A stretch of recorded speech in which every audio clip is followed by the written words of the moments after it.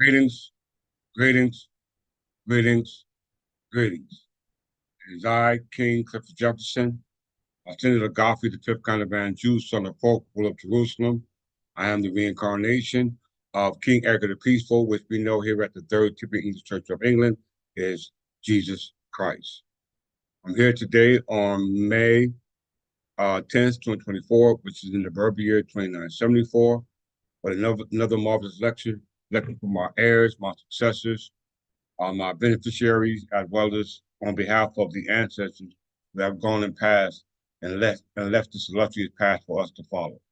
And bound to my Queen Sister Godwinson from the House of Godwinson, as well as my Archbishop Belmont from the House of Belmont, Countess Searchy from the House of Searchy, which are the moderators for the Third Timothy English Church of England, as well as the platform, which is the narrative or the spokes office for the Third Timothy English Church of England. So with that being said, I love you all. This is going to be part 2 of the Exchequer of the Jews.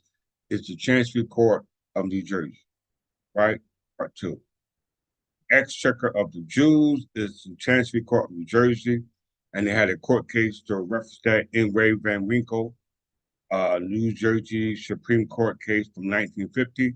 And I'm also going to use one of the first cases to qualify this lesson today, Chisholm versus Georgia. Chisholm versus Georgia is one of the first cases of the United States Supreme Court at its very founding, when it didn't even have a stable home. This case tested the sovereignty of the states as well as the United States in regards to claims being brought forth on behalf of a citizen against the state, or a citizen against another citizen from another state. This is where this court case is very important. We're going to go through that court case, and we're going to see how this case is referenced to the Exchequer, okay, which is the current account or the current record, all right? It's very important for those who are viewing this class to go to the last, well, actually you should go to the past 3 lectures I did in regards to ethical exposing, and then watch the one I just did with the Exchequer of the Jews into the court of the Chancery Courts of New Jersey. Watch that one before you watch this one. That way, right on time. Okay, so without further ado, let's get started with this marvelous lecture.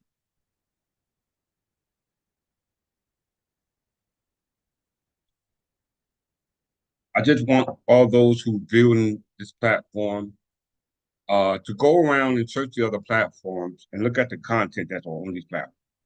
And I'm gonna name a few. The House for Awakening Minds, Sound TV, Salman Seti, who else? Canaanite Moors, the Hebrew Israelites. You know, when you get time, just go on those channels and take a couple of minutes to view the content of those channels in regards to the relativity that it has to your standing in law today in regards to being affiliated with any type of government that's going to protect your First Amendment rights, okay? Your First Amendment right. You know, the First Amendment right is your religious right, you know, because your religious right are the rights pertaining to God in lieu of that promise that he promised you in regards to your adherent to that faith of the estate that has been left in limbo and which is in question today, right? So I'm going to try to answer those questions relative us as Anglo-Saxon Berbers, all right? And to show you that the abstract story versus the concrete story in regards to the estate is echoed throughout the American history, all right? It's echoed throughout the American history. So without further ado, let's get started with this marvelous lesson. I'm going to track back to some of the things I talked about yesterday in my first lecture, part 1, just to give you a narrative so that we can move forward with the focal point of the narrative to come to a conclusive a synopsis of what we've been missing out for all this time. All right, I'm going to try to provide that for you today. So, once again, I talk fast. I have a speech impediment, so if I slur my speech or if I forget a couple of words to pronounce it wrong. Forgive me, it's not intentionally. But at the same time, for those who are perfect in the defense I just mentioned, they're wolves in sheep clothing, right? So without that, let's get started. Greetings, Counter Searching from the House of Searching.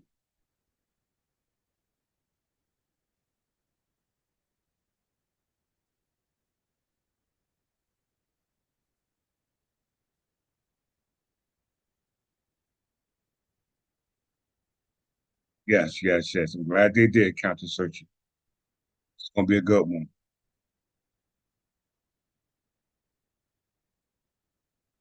Let me give myself a thumbs up. Right?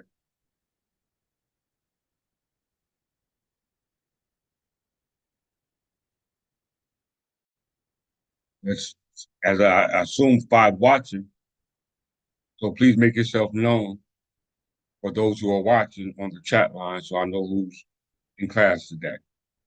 All right. So when you get time, make yourself known for those who are viewing this content right now, which soon to be 5 people watching. All right. So please let it be known who you are today. I don't want to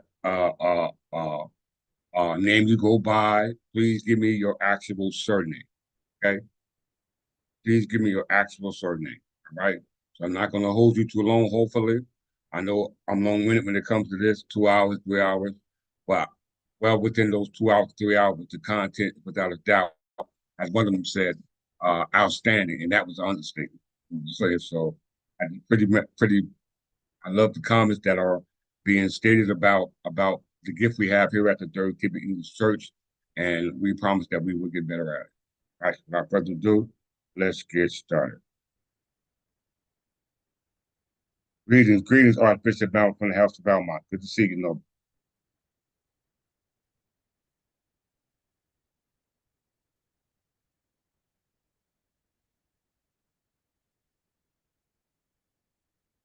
Exchequer.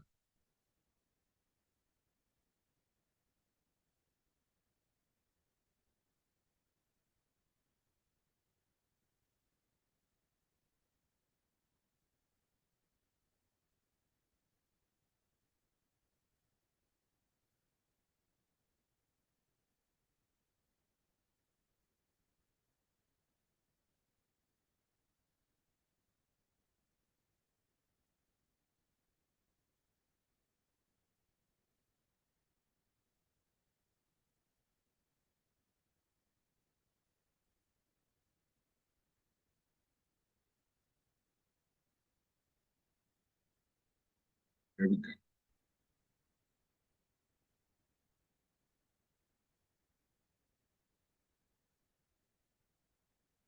Exchequer.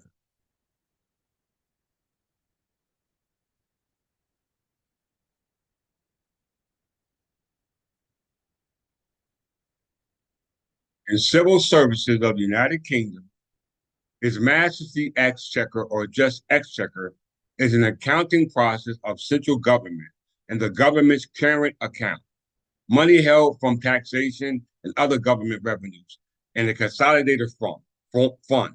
This term is used in various financial documents, including the latest departmental and agency annual accounts. Greetings, Brother Spencer from the House of Spencer. This is what we call in the United States an escrow account.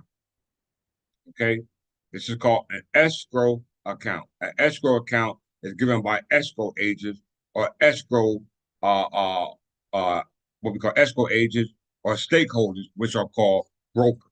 All right, they are called brokers, and they have the ability to what we call interplead. Okay, they have the ability to interplead. We're going to discuss that today as well. We talked about it in previous lectures, but we like practice make perfect care.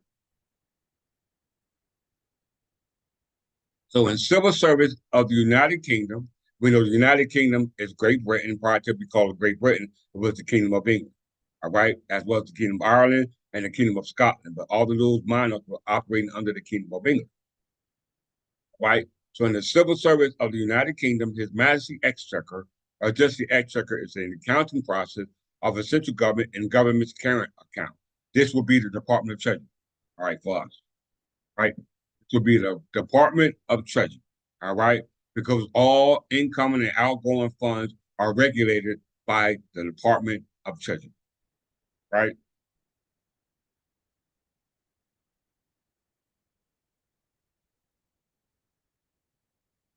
When we say exchequer or current account, we're not necessarily talking about money, all right? In this aspect, we're talking about the record or the history of the record of the exchequer of this account, okay? The history of the record of this account or this current account, not just involving the assets, but the person holding those assets. All right, that will be known as a trustee. All right, it will be known as a trustee. We're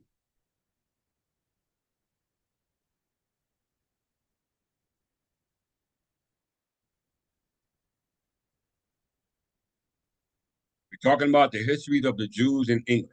We know the Jews came into England in 1066 with William the Conqueror. We know that the Jews immigrated to Edinburgh, Scotland in the 18th century, in which they got the Scottish Enlightenment to take it around the rest of the world. And that is what we're subject to, the Scottish Enlightenment that was taken around the world based off the Enlightenment that they got in the 18th century, based off history that was preserved prior to the 18th century, which goes back to the time and era in which we're speaking about today. Okay? Regarding the same people, the Jews, who are referenced as Ashkenazi Jews. All right. We know that these Ashkenazi Jews are relatives or related to the Carolingian Empire. Okay. We know the Carolingian Empire is associated with the Merovingian Empire, which goes back to Clovis the First. We know when you look at the ancient cultures here in North America, they have such a culture known as the Clovis the First culture. How did it get here? All right. It came over here by way of Asia, all right, through the Bering Strait, where they crossed over. That's why you see on the T&O map, you got Europe on one side of the Mediterranean, and you got Libya on one side of the Mediterranean, and then you got Asia taking up both sides on the other part of the spear, okay? And we know that that's connected to North America by the Bering Land Strait, okay? And this is where your Native American story starts from, okay? Contrast to the indigenous story of those people who were existing here that were related to the French and Spanish descendants as a result of marriages between the Spanish and French. When I say French, I mean Frankish king, with the alliance of the Plantagenet king, who were the de jure French king. All right, going back to the Inca layers of Folk the First. And we know Folk the Fifth descended down Folk the First. And Folk the Fifth was the ruler of Jerusalem when he passed the Count of Anjou throne to Godfrey the Fifth Count of Anjou, where my surname descended down from. Okay.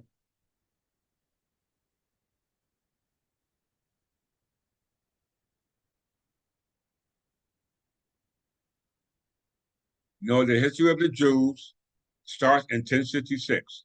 We're not going to read all of this. We're just going to look at the timetable we have here. Exchequer of the Jews. That's the topic. Exchequer of the Jews, 1066 to 1290 at the exposure. You got the Exchequer of the Jews.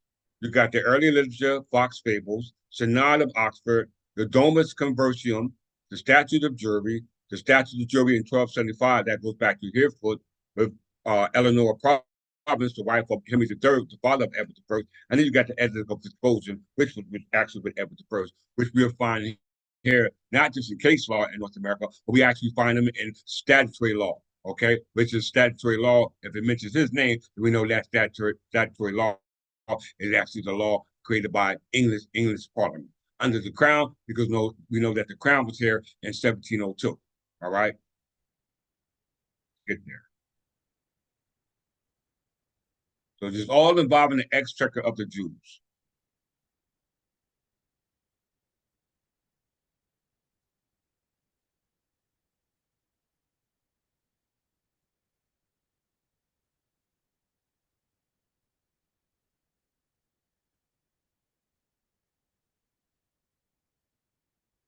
Ordinance of the Jury, 1194. During Richard I's absence in the Holy Land, now you're talking about Jerusalem, and during his captivity, the Jews of England, when we talk about Jews, we know to associate them with the Ashkenazi Jews by way of the Jewish diaspora to what they call Scottish Jews, which ended in which started the Scottish Enlightenment, which brought forth the Scottish diaspora, which brought them over here to what we call North America. All right, because we know these were the Scottish kings, from King James I all the way to King James VI. All right, of Scotland, not England. They were de facto kings of England because this is why they functioned under the Commonwealth of England. All right, which is an interregnum, which means that there's no transition from the first English, from that reigning English king to the next English king, because this was taken over by Henry VII from the House of Tudors, who established the House of Tudors, which he took over the House of Lancaster, which was a cadet branch of the Plantagenet crown, just like the Yorks was a cadet branch of the Plantagenet crown. And as a result of the War of the Roses, Henry VII descended down from John Gaunt, the son of Edward I, and took over it by way of what we call prescription of sovereignty. Okay, prescription of sovereignty or acquisition of sovereignty, and is that which is actually what the United States call eminent domain or compulsory approaches or acquisition. Right, very important for you to understand that. We'll go to paragraph 8.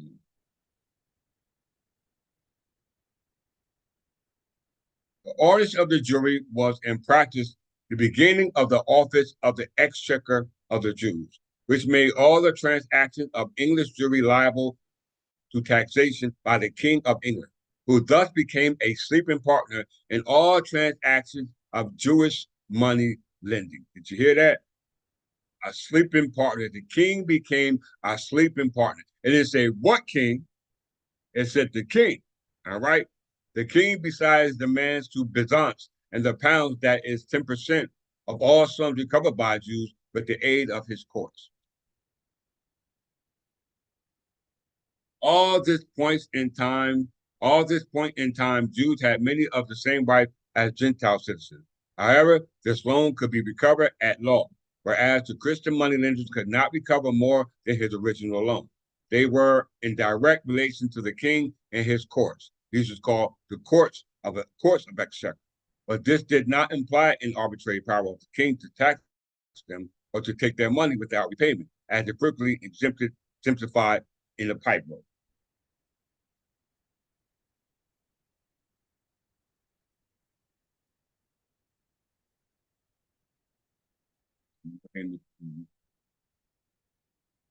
Under King John, son of Henry II, son of Godfrey, the fifth contraband Jew, son of Folk, the ruler of Jerusalem, stated that at 1198, Pope Innocent III had written to all Christian princesses, including Richard of England, calling upon them to compel remission of all usury demanded by Jews from Christians. This would render the Jewish community very existence impossible. On the 15th of July in 1205, the Pope laid down the principle that the Jews were doomed to perpetual servitude because they had crucified Jesus. Right? So we'll move on to there, from here to the Exchequer, because we know the ordinance of jury of 1194, which was termed the Exchequer. Okay? The Exchequer.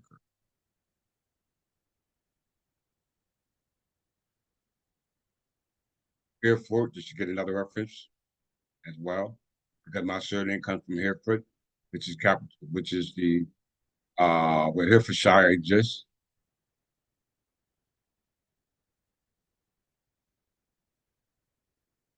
Hereford was the home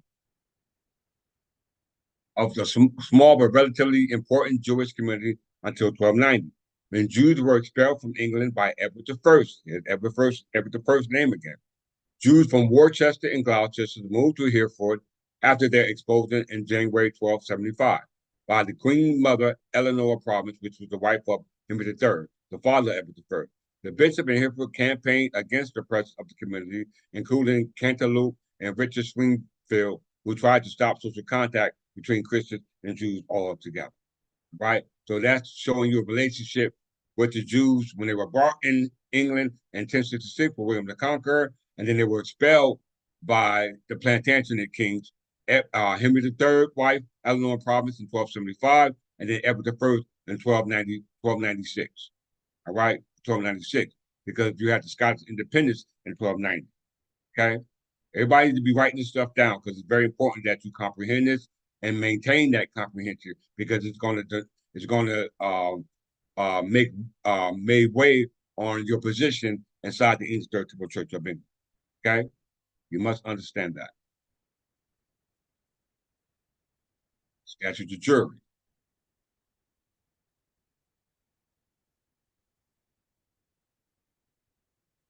The statute of jury, statium de judadimo, sound like Judaism, of 1275, which was we just read about in Hereford with Eleanor Providence, the wife of Edward I's father, Henry III. The statute of jury was a statute enacted under Edward I of England in 1275. It placed a number of restrictions on Jews of England, most notably outlawing the practice of usury. Okay? Practice of usury, right? Edward I returned from the Crusades in 1274, 2 years after his sentence to the King of England, after his father, King Henry III, and found that the land had become a commodity and that many of his subjects had become dispossessed and were in danger of destitution. Jews traded land for money, and land was often mortgaged to Jewish moneylenders. In January 1275, Edward's mother, the Queen Dogwall Eleanor Providence, expelled the Jews from all her land and purchased her to the statute enacted later in the same year. Yes, outlaw. As a special direct subject of the monarch, Jews could be taxed indiscriminately by the king. Some have described this situation as indirect usury. The monarch permitted any encouraged Jew to practice usury and then tax the profit. In the years leading up to the statute, Edward taxed them heavily to help finance his forthcoming military campaign in Wales, which began in 1277. One theory holds that he had exhausted his financial resources of the Jewish community when the statute passed in 1275. Okay, so we see that the statute of juries was a law prohibiting the Jews or the Ashkenazi Jews, or should we say the Scottish Jews, from practicing usury. Okay, usury. Move forward. Exchequer of the Jews.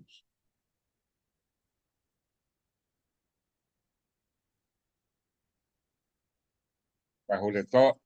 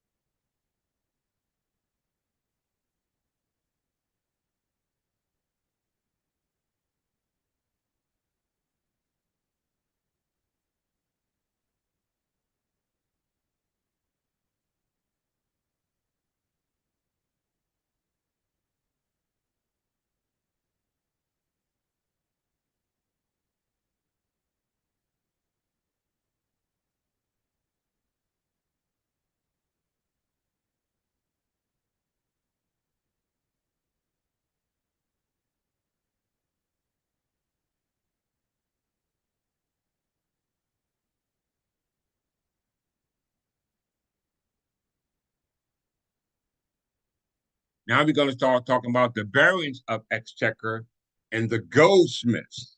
All right. Now we're going to start getting into the topic called the variants of Exchequer and the goldsmiths, the bankers, okay, where the fractional reserve currency got its birth from, which we talked about yesterday, Wildcat Bank. Okay. Yes, it's all connected, y'all. It's all connected.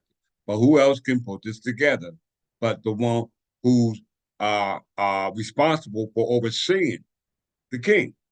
All right, the king.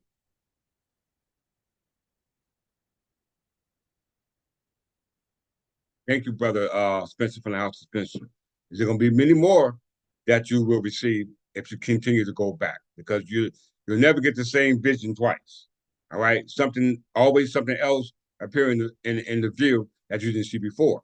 Okay, because now time is slowing down. All right, you already seen it, so it ain't like you're gonna miss nothing. So now you can observe and focus on things that you didn't see the first time you seen it because you were subject to a timeline. Okay, when you seen the timeline, then you can go back and break down the timeline. All right, without worrying about running at a time. All right, that's nice. I like that. How I just said that.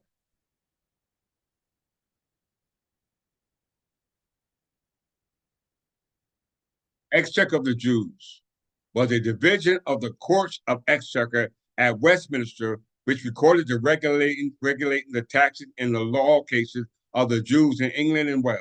It operated from the late 1190s until eventually exposing of the Jews in 1290. Once again, when you're talking about the Jews, we're going all the way back to the Jewish diaspora, to the Jewish Enlightenment, to the Scottish diaspora, to over here. Okay? We're talking about the same people, which are actually descendants of what we call the Carolingian Empire, who were warned against the Anglo-Saxon Berbers from Kent, Wessex, and all the way up to the Plantagenet Crown, ending with Edward the First. All right, because that's where the preservation of our laws were protected through the Queen Praetors, which was a law against selling intel estate because intel estate represents crown land, and crown land is personified by the king. Okay. So the only way to your estate was for me to incarnate or personify or to incorporate. That was your only remedy.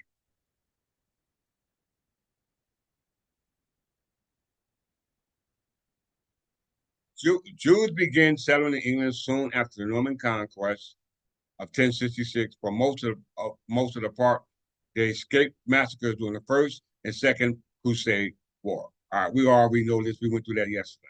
Our focal point is knowing that the exchequer of the Jews from the time of what we call uh, Jewish diaspora from England all the way up to, I mean, parts of from what we call Europe all the way up to what we call Great Britain, which is also a part of Europe. All right, it's just separated from a body of water. Okay, because when you look up the Anglosphere is not associated with Great Britain. Okay, Great Britain was the term given to nice incorporated. Exactly right.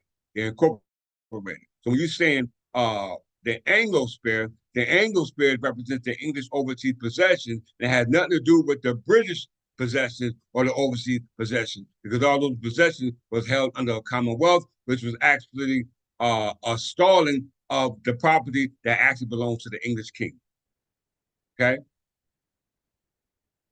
so we see here that the Exchequer of the Jews was a division of the Court of Exchequer at Westminster. The Court of Exchequer at Westminster. Let's find out what the Court of Exchequer.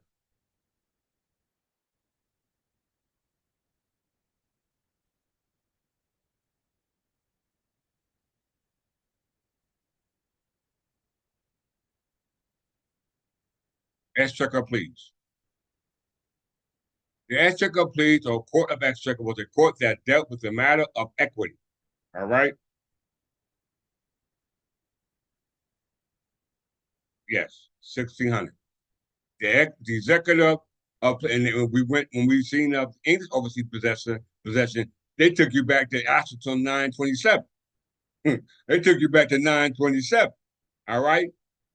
It says the Exchequer Pleas or Court of Exchequer was a court that dealt with matters of equity, a set of principles based on natural law and common law in England and Wales. Originally part of the Carré Regis or King's Council, the Exchequer Pleas split from the Carré in 1190 to sit as an independent central court.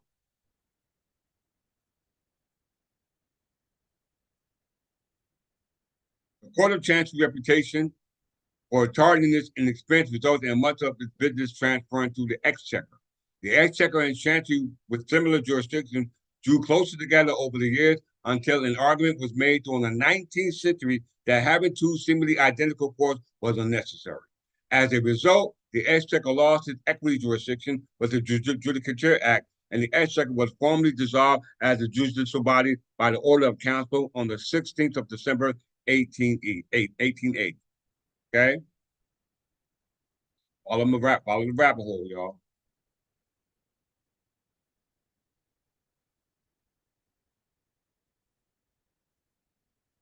So we know the courts of the Jews are called the courts of Exchequer, which is called the courts of Exchequer pleas or courts of Exchequer pleas, which now became the courts of Chancery. Let's go to the courts of Chancery.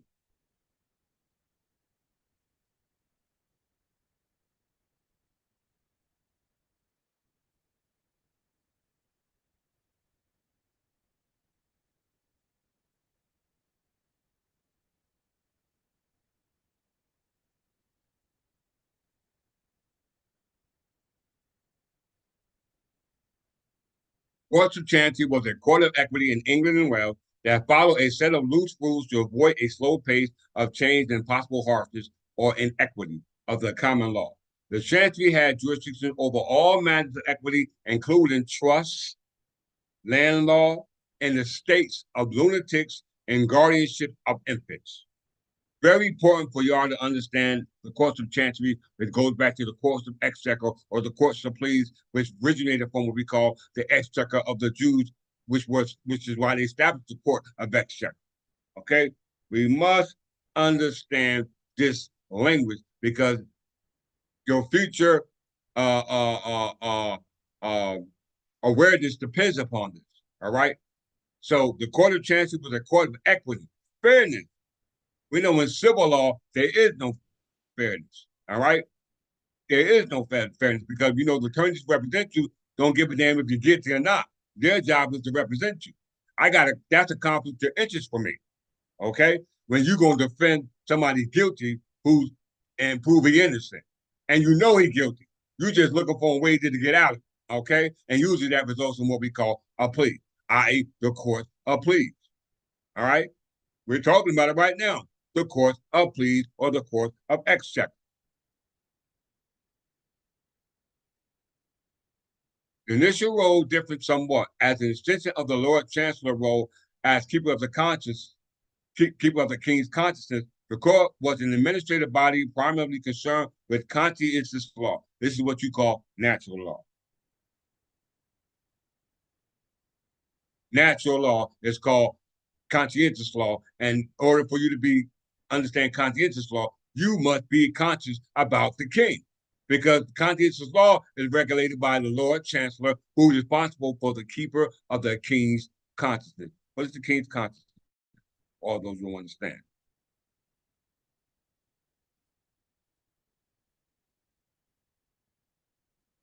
They want you all to forget the king's consciousness. Keeper of the king's consciousness was a position in the English judiciary before the advent of the parliamentary representative democracy. The person appointed as the keeper of the king's conscience was usually a bishop, such as Archbishop Belmont from the House of Belmont. He was responsible for overseeing to the international affairs of the monarchy and for delivering justice on the behalf of the king. Today, this position has become Lord Chancellor. During the period beginning with William the Conqueror and Henry VIII, the person holding the keeper of the king's conscience post also held a high position in the church. All right. Do you see the Lord Chancellor of the court a member of the church? No, not at all.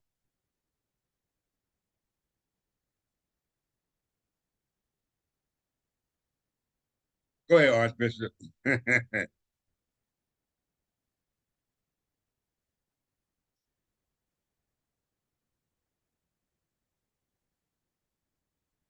Let's see how much they're not telling.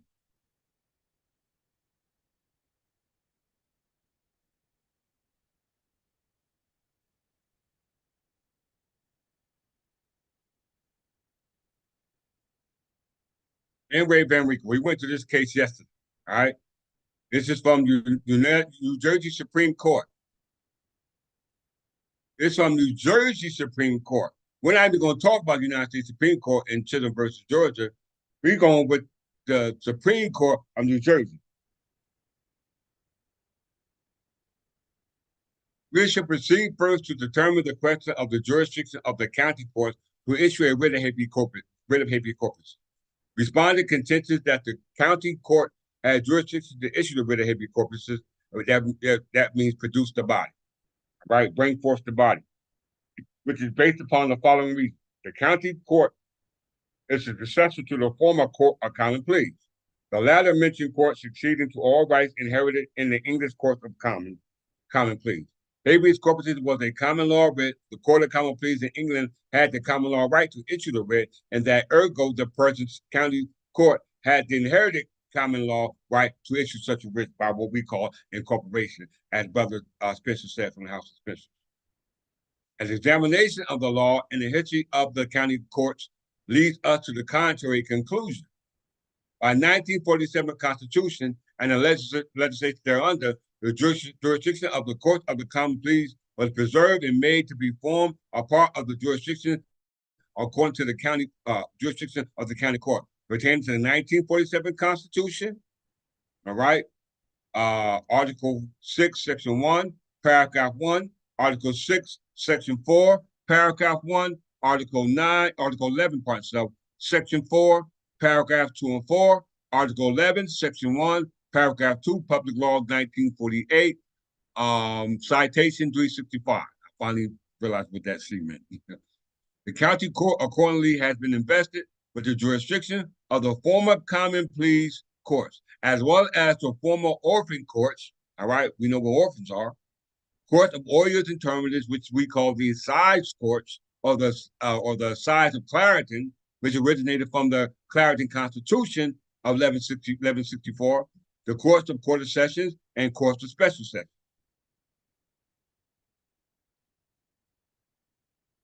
The Common Pleas Court, the origin of which is traced to the Ordinance of Law in Canterbury in 1704, was preserved inferentially by the 1776 Constitution, Article 22, and was retained by the 1844 Constitution. Since at that time of the adoption of that Constitution, it was one of the inferior courts as now exists.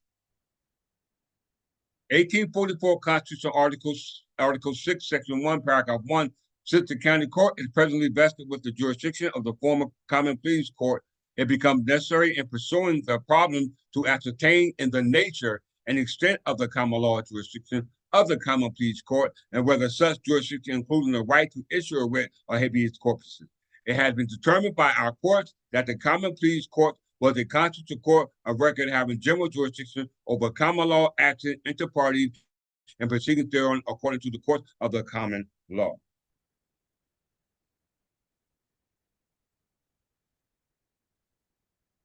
That let me go. All right. It says here, it has also been established that the writ of habeas corpus was a common law writ, that the English courts of common pleas had common law jurisdiction to issue such a writ. It's not a question. It's not questioned.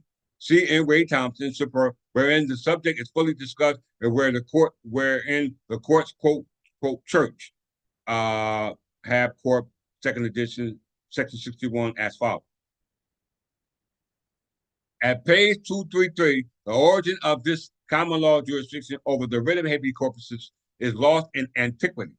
It was, we have seen from the history of the writ, undoubtedly exercised before the Magna Carta. They talk about the written Carta. They ain't talking about the uncoded Magna Carta, because that goes back to the Wittenmont, going back to Alfred the Great, when they established Witten or Wittenmont, which was actually the code or the laws or the politics governing the Anglo-Saxon Berbers. And it extends to all cases of illegal imprisonment, whether claimed under public or private authority. It was exercised by the Court of Chancery, King's Bench, Common Pleas, and Exchequer.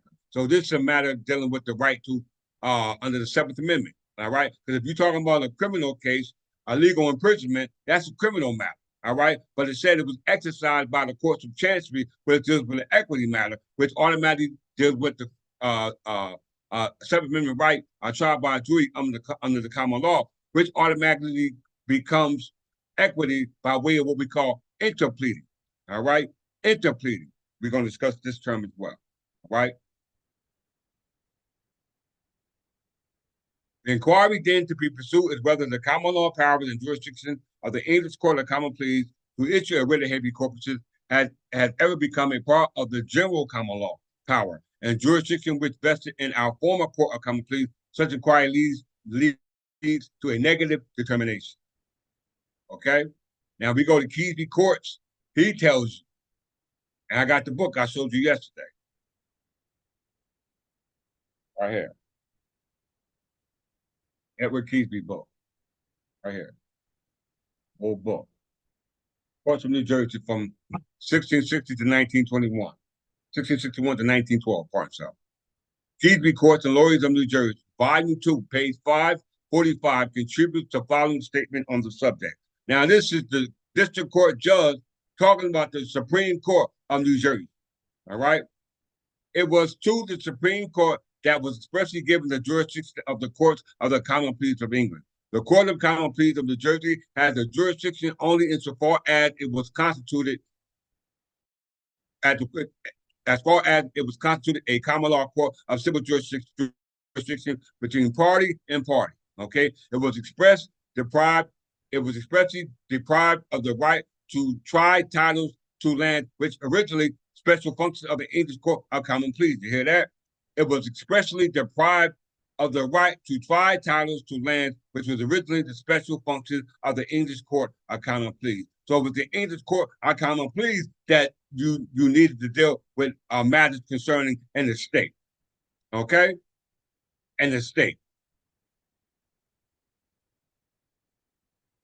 The name of Common Pleas was first given to the county court of the civil jurisdiction in New Jersey in the first ordinance from Lord Cornbury in 1703. And the name was not taken directly from the English court, but from court already existing in New York. So this is under the Crown, because the Crown of New Jersey was established under the Provincial Council of New Jersey, which was the Crown, which government was indefinite. Okay? The Crown, under the Provincial Council of New Jersey, body of politics was indefinite. All right. Even though it wasn't functioning as a result of an interregnum, it was still indefinite, because at that time in the interregnum, you were functioning on what you call now a republic, which the Scottish monarch, which gave you your life, was functioning under the Commonwealth, what they call the Commonwealth Rim, or what they call the English Commonwealth, English Commonwealth, somewhere around that time. Y'all know what I'm trying to say.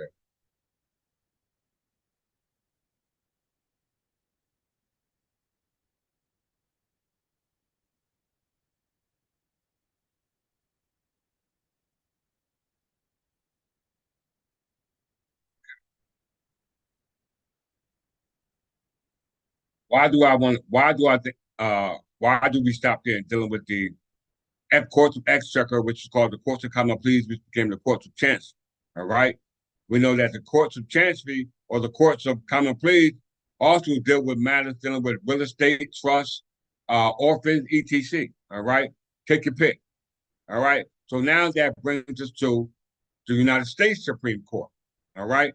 On the Chisholm versus Georgia, which is one of the first United States Supreme Court cases of the United States founding in 1793. At this time, George Washington becoming president in 1793. Let's see. Before we get into the court case, let's look at the Supreme Court of New Jersey.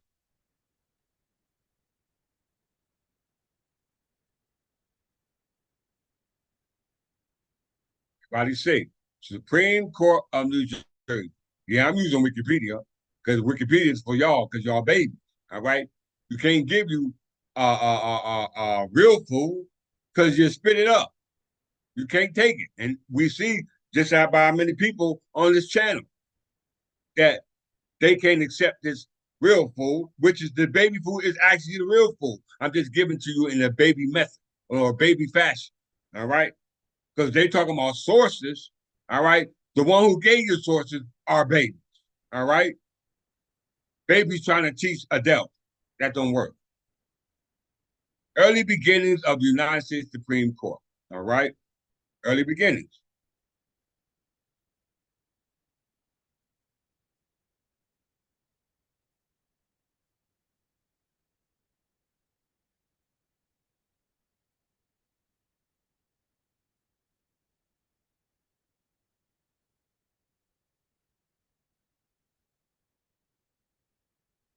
Exactly right, Archbishop.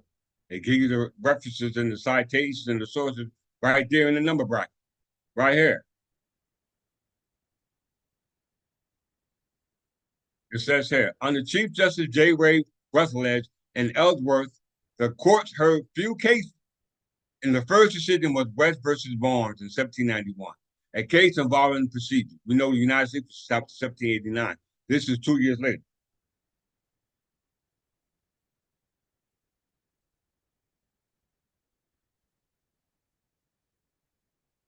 Well said, Archbishop.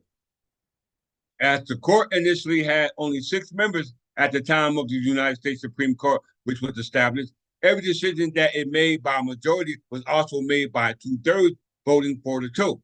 However, Congress had always allowed less than the court's full membership to make decisions, starting with the quorum of 4 justices in 1789.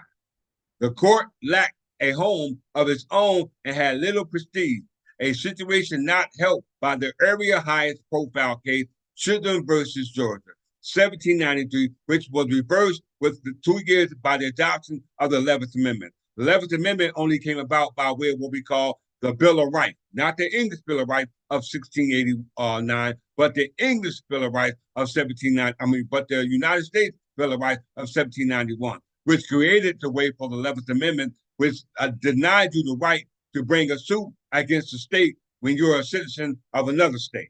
Okay, it denied you the right to bring a suit in a state against another state which you're not a citizen of, contrary to what the Supreme Court ruled in Chisholm versus Georgia. Okay, why? Let's see.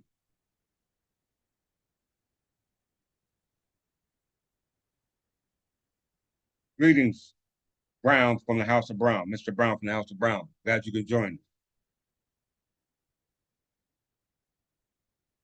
All right. So we see Chisholm versus Georgia passed in 4 years later when the United States was founded. Okay, was founded in 1789.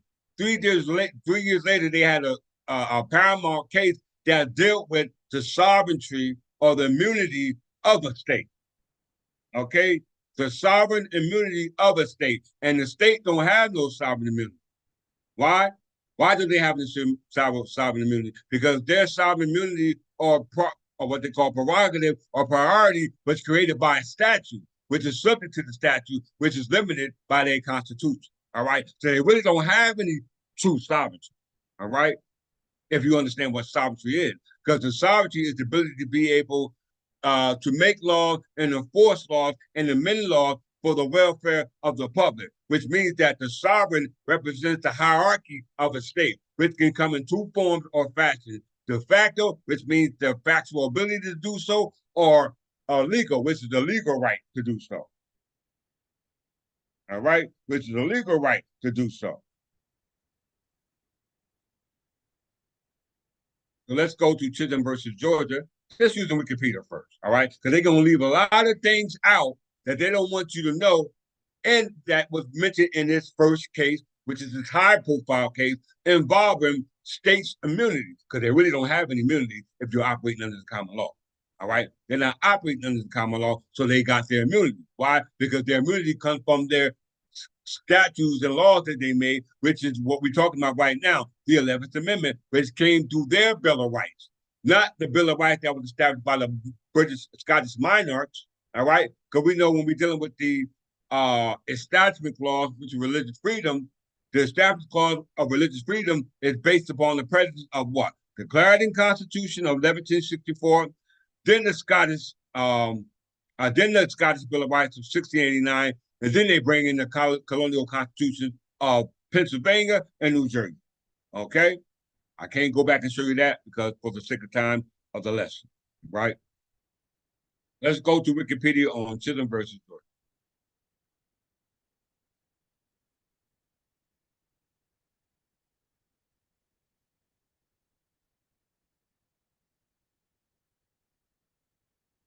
Chisholm versus Georgia is considered the first United States Supreme Court case of significant impact. Since the case was argued prior to the formal pronouncement of judicial review by Marbury versus Matson, which also involved a prerogative writ, which is a core warrant. All right? Or core warrant. Let's see if they tell you that. Because core warrant originated with Quinn and Pretorius. Once again, Queen Victoria was issued by Edward I in 1290, just when quo warranto was established at the prerogative writ in 1290. Okay? So Marbury versus Madison had a problem in issuing a quo warranto because they really didn't have the authority to do so because it was not their prerogative or priority. Let's see if the king knows what he's talking about. And I talked about this, what, a year ago.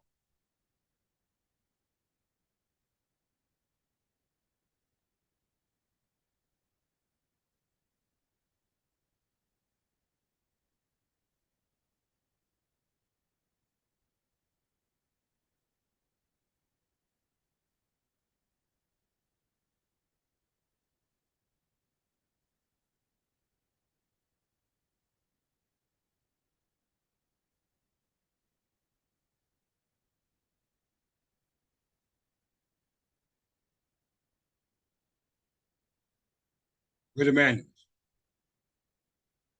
Writ of mandamus is a judicial remedy in the English American common law system consisting of a court order that commands a government official or entity to perform an act and legally required to perform as part of its official duty. So a writ of mandamus is another prerogative writ of the king to tell someone or to compel someone to do what they're supposed to be doing, contrast to a court warranto, or order to show cause, right?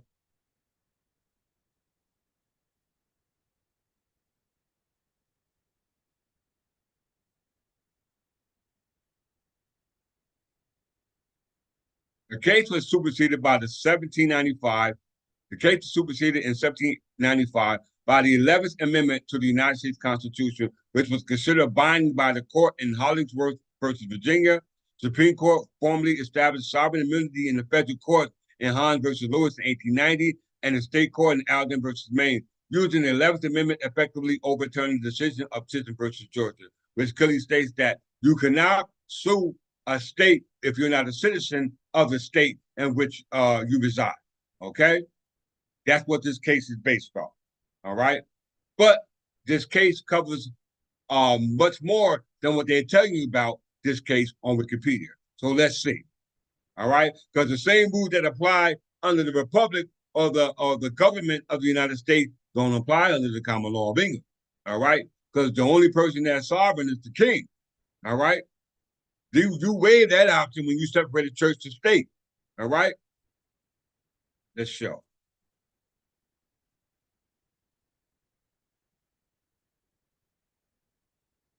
Let's read about the case a little bit. Background of the case before we go into the case. On October 31st, 1777, an executive council of Georgia authorized Thomas Stone and Edward Davis. These are executive commissioners of the state, all right? The state of Georgia, all right, which didn't even, when the case came for the court, they didn't even have counsel in regards to defend the case that was brought by the plaintiff, all right, which was Chisholm, all right? And the attorney general put in a motion that if they didn't present representation for the state or show contrary to why they should not, then the petition for inquiry will be granted by the Supreme Court, right?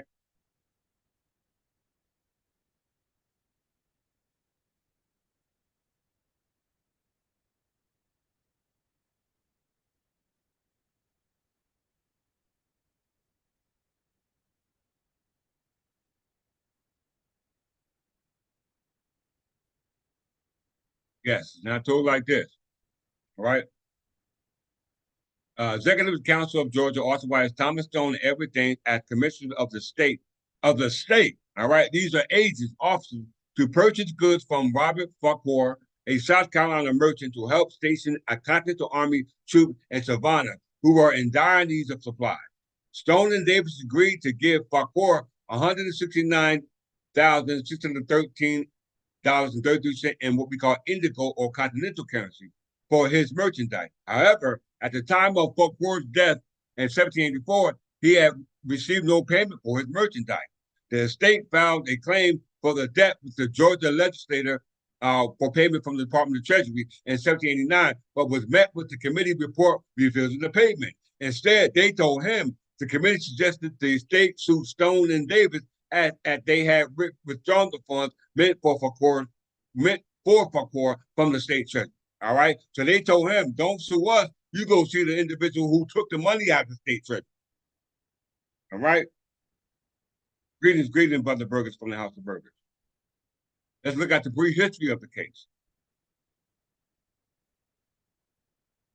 This case actually deals with actions of assumption. Action of assumptions deals with actions under the common law for a tort, trespass, debt, or what we call unjust enrichment. Okay? These are all equitable remedies in what we call courts of equity or courts of exchequer or courts of chancery. All right? These are all equitable remedies. All right? It says here, Alexander Chisholm, a merchant in Charleston and the executor for the merchant Fakor Estates, brought suit against the state of Georgia and the United States Circuit Court, a district court for the District Court of Georgia. All right? The Circuit Court heard the case on October 7, 1991 under the caption of Fakor Exchequer versus Georgia. All right. Chisholm sought 100,000 sterling in payment of damages. Georgia Governor Edward Telford argued that Georgia was a free, sovereign, and independent state. All right. They're saying we ain't got to pay, do nothing. We sovereign. All right. Under their law. All right. Under their law. They ain't telling you in this narrative, right? But we're gonna see it in the court case. All right.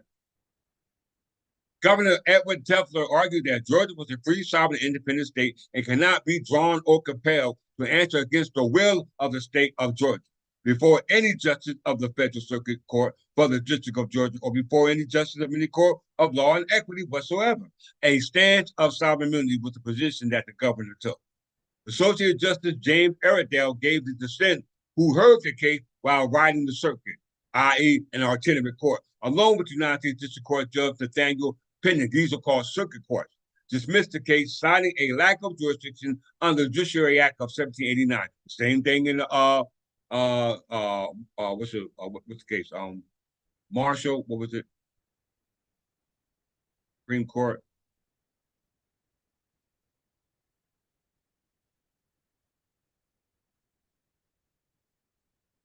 Marshall versus, I forgot that case. I don't want to get off point, so let's go back. Right. So it says, the governor said that the state of Georgia was free from any encumbrances in regards to a claim filed by any individual from that state or any other state. All right. Associate Justice James Iredale, who heard the case while riding the circuit along with the United States District Court Nathaniel Pennington, dismissed the case, citing a lack of jurisdiction under the Judiciary Act of 1789 on the grounds that the state cannot be sued by a citizen of another state in the Federal Circuit Court. Okay, everybody see the narrative and the dissent by the judge. Chisholm subsequently filed a new suit before the Supreme Court under its original jurisdiction, likely in the February of 1792 term. The case captained Chisholm, Exchequer versus Georgia, which is the case we're going to reveal, which he sought damages amounting in 500,000. When no representative for Georgia appeared before the court in August 1792 term, plaintiff's counsel John Halliwell and Attorney General Edmund Randolph consented to hold over the case. He just jumped in the case without being he volunteered. Right? He volunteered for the case, as we're going to see in the case in a second. It said Attorney General Edmund Randolph consented to hold over the case until February 1793. Despite additional provisions of the notice by the court, no attorney or representative for the state appeared in February 1793, and the court then proceeded to hear Randolph's argument. Okay?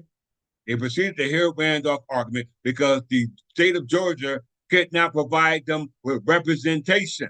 All right? Why? Because of the matter that was going on in regards to the ability to collect a debt based upon a tort or a contract. This one involved the contract that was breached. Let's see.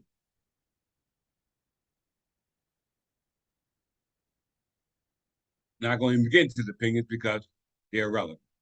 All right, let's go to the case.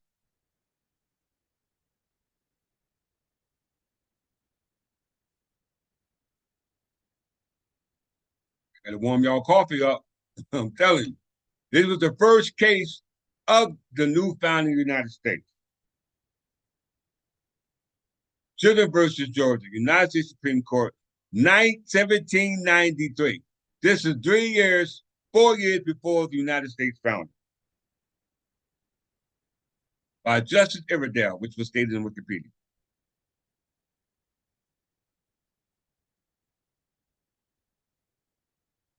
And I didn't highlight what we need to go on. See how much what I do for my people? If I wouldn't highlight anything, most of y'all would have got lost in the sauce. I ain't gonna say all, but majority of us would have looked right over it, like Brother Spencer said from House Spencer. He revealed this, what you said a year ago, and what I'm revealing in lieu of what he revealed was not made known to him. Okay, we must understand that this is the gift that the ancestors gave to me. Right? This is truly a gift. Everybody, we'll warm your coffee up because we're about to get reading.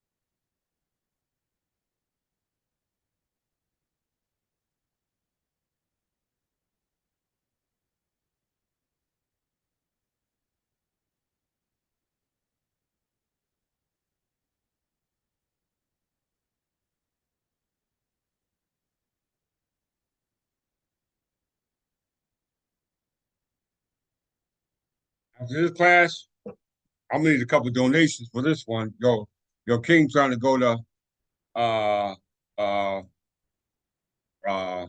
what is it? My mom's in Alabama, Montgomery, Montgomery, Alabama. Trying to go down there to see her. I haven't seen her since I was a kid, and I'm 54 years old, right? And I'm trying to go down there in July 2nd to July 6th. And so all those able to donate for the King to take a trip from his hard work, please donate to the cause if you're willing, if you can. All right. You're not obligated to, right? Send it to the Third English Church of England. Our bishop will make sure it get to me. All right. Here we go. Justice Iredale, a 1793 case from the Supreme Court of New Jersey, which was established in 1789, which was under the colony. All right. Under the colonies, there are still colonies that we're dealing with. Why? Because the case is going to say that they're still colonies.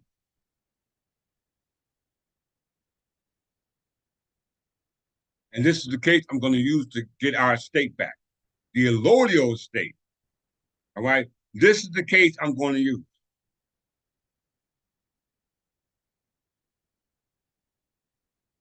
Uh, it's let's go to it. I don't want to get it wrong.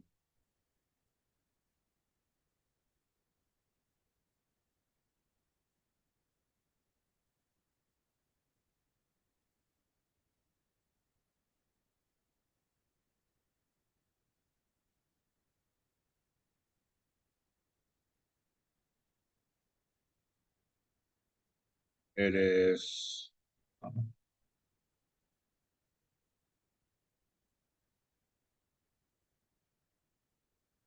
$ Clifford Jefferson L, E-L.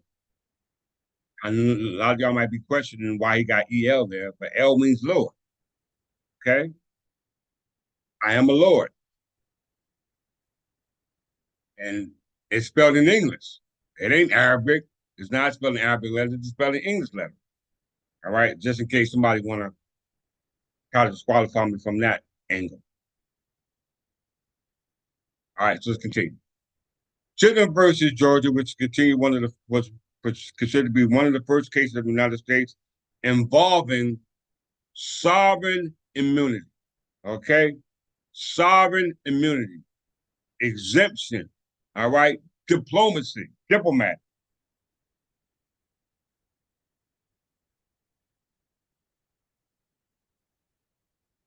Okay, this great cause come before the court on a motion by the Attorney General Randolph that an order be made by this court to the following effect. Everybody, please pay attention. Please, all we've been talking about, and the ethic of expulsion, as well as the exchequer of the Jews, is the Court of Chancery of New Jersey, has to do with this case. All right, it has to do with this case, but you will not see it if you're not paying attention. Okay, because this is the case I'm using to win our estate back. All right, let's see why. Let's look at the word interview.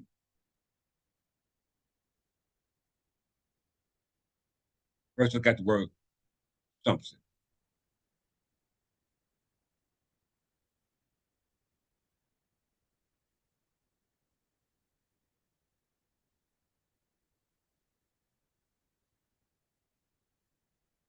A subset. A subset is a term means he who has undertaken, all right, or more fully, action of a subset was a form of action at common law used to enforce what are now called obligations arising from torts, contracts, and some common law jurisdiction, unjust enrichment. The origin of action can be traced to the 14th century when litigants seeking justice in the royal courts turned from breach of covenant in debt to trespass on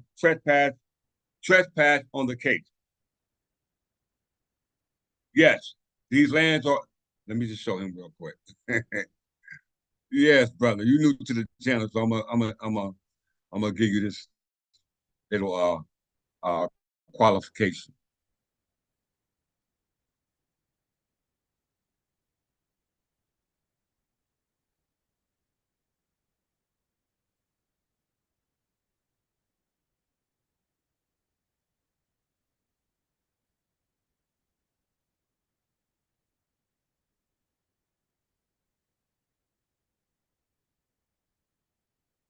I want you to read this with me, brother. Spencer from the House of Spencer.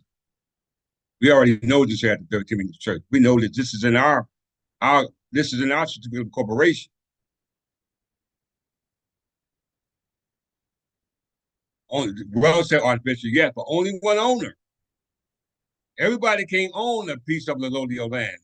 The only piece you can have on the allodial land is an estate land, which is soon to be abandoned because there are no English people. So if you're not in English, you don't even have an estate in the land because the land has become abandoned, which automatically falls into a sheep, which brings in the eminent domain power of the state of New Jersey, which means that the king has to come back and take it. All right, right? Because if it is sheep, that means it results and reverts back to the crown under what they call reversion or remandment. All right. So to your question, is the land still allodial?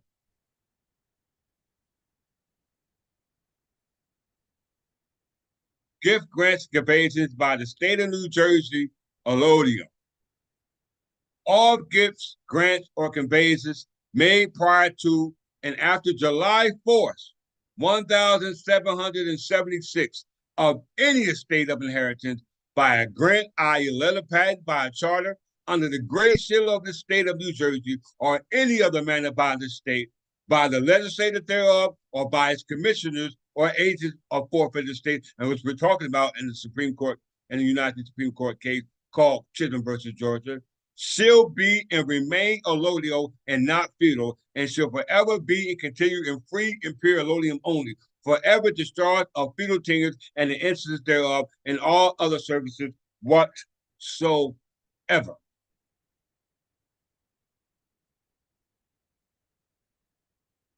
See that, brother? Spencer from the House of Spencer? Because the crown gave it all back. The British crown gave it all back. Let's just qualify that real quick.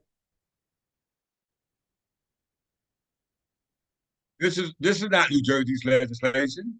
This is English legislation. We read it.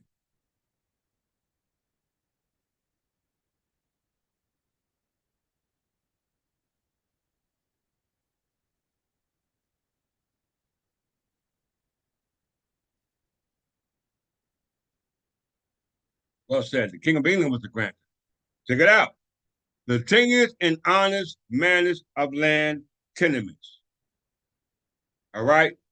Or hereditary, or estates of inheritance at the common law, held either of the King of England, and then say what king, or any other person, meaning that some other person can become King of England if they chose to. And when he becomes King of England, by way of incorporating the body of politics comes alive, which means it becomes a corporate entity, not a corporation aggregate, but a corporation soul. And at any time prior after that incorporation of the soul, everything that was done at any time before July 4th, 1776 is declared by Section 3 of an act entitled An Act Concerning Tenures passed February 18th, 1795 to be turned into holders of free and common soakers from the time of their creation and forever thereafter. Shall continue to be held in free and common soakers, discharged of all tenures, charges, and incidents enumerated in Section 3. So they tell you that ain't no more feudal tenures. All the land, if there is land to be held, is based upon taxes from the king, what they call free and common soakers. Why? Let's see why.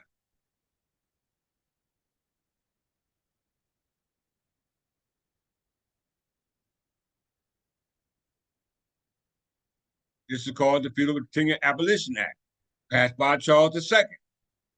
This is the parliamentary statute, which they call New Jersey by statute. It's called Feudal Tenure Abolishment. 46.3-1. The feudal tenure estates and the interests thereof are taken away, discharged, or abolished from and after March 12, 1664. That's when George gave the charter to Duke of York, to George Colbert and John Berkeley. As you can see, it's dissolved. They're dissolved. From March 12, 1664, by Section 2, an act entitled An Act Concerning Tenures, passed February 18th, 1795, should so continue to be taken away, discharged, and abolished, and no such estate or incident thereof shall at any time be created in the manner whatsoever. All right? So this is called the Tenure Abolition Act. Let's look up the true Tenure and Abolition Act. Before I go back. Brother Spencer, you made me get off point. I don't mind though for your brother. See, my students already know this. Hope. Tenure Abolition Act, 1660. Them Scottish monarchs are smart. They ain't stupid. They understand that they was the property of the king. That's why they gave it back. They would have the right to use it, but not take it or sell it. Tenure Abolition Act, 1660 by Charles II. Sometimes known as the Statute of Tenure, was an act of Parliament which charged the nature of several types of feudal tenures of England. The long title act was an act taking away courts of wars and liveries and tenures of capitite and by night service and purveyance, and for the selling of revenue upon his majesty and lieu thereof. All right. So that qualifies New Jersey Bible Statute 46:3-1, which we just read. Now check this out. Statute of frauds.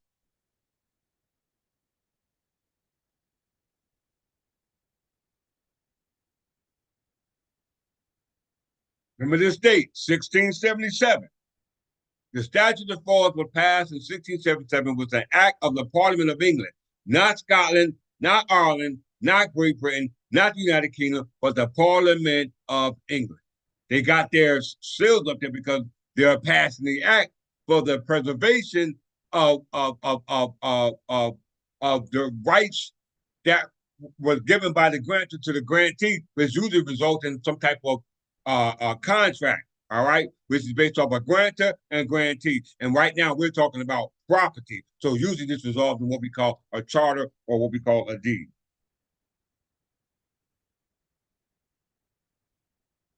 Yes, sir. They got to pay that tax.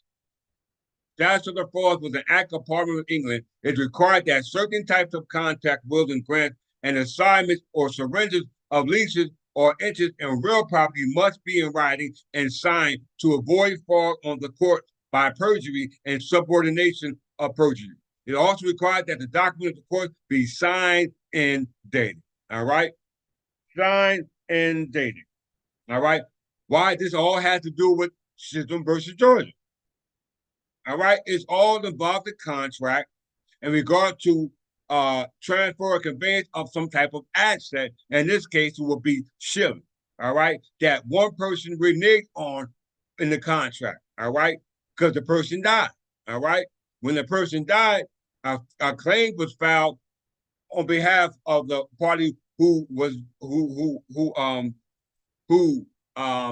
was the claimant, and when the claimant filed the claim, the assets that were due to the claimant didn't come from the parties who were part of the contract, but it came out of the Department of Treasury, which they call excise tax.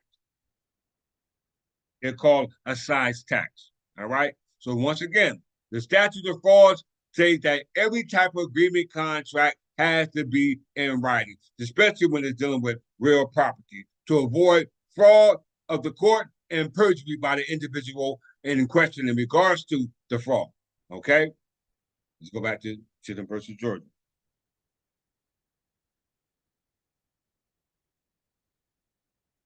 Yes, sir. I am the globe.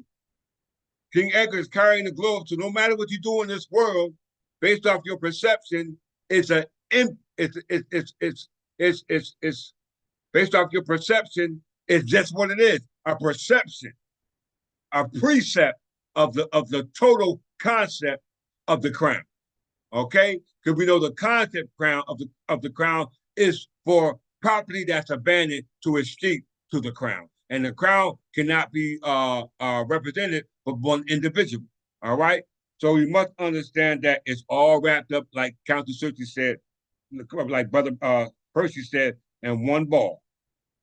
One ball. That's the globe. All right? Whether you go north, south, east, and west, hey, doesn't matter to me. Check it out. The case is going to tell you. Chisholm versus Georgia.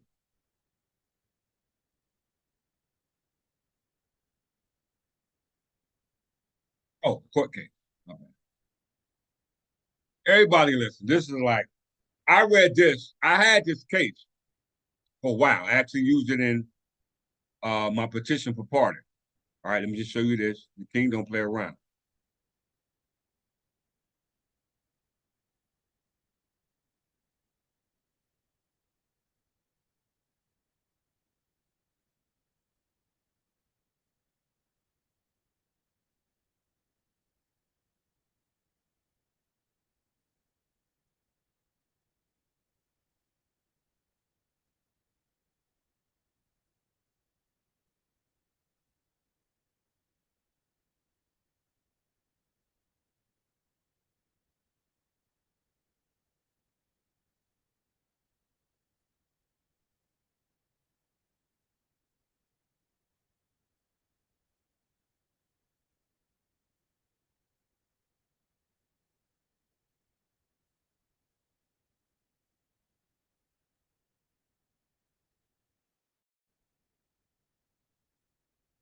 This is before the court right now. This is what we're going to discuss in this court case. All right? But I'm going to just let y'all in real quick, let you know that the king don't play.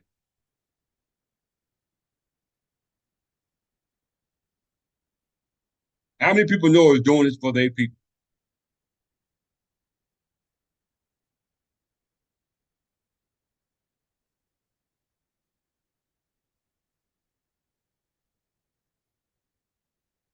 If I look at that. April 17th, April 16th, the statute of frauds was passed by King Charles II. That's the day I went to court, was on April 16th, the same day that the statute of frauds was passed by King Charles II. Let's just look at it.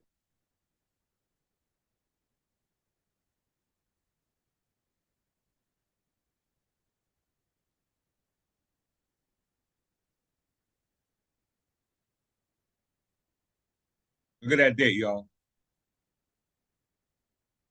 April 16th, 1677.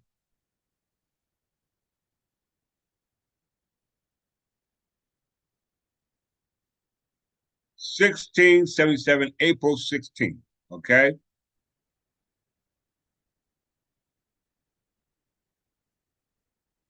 All right. Statute of fraud. Let's go back to the motion.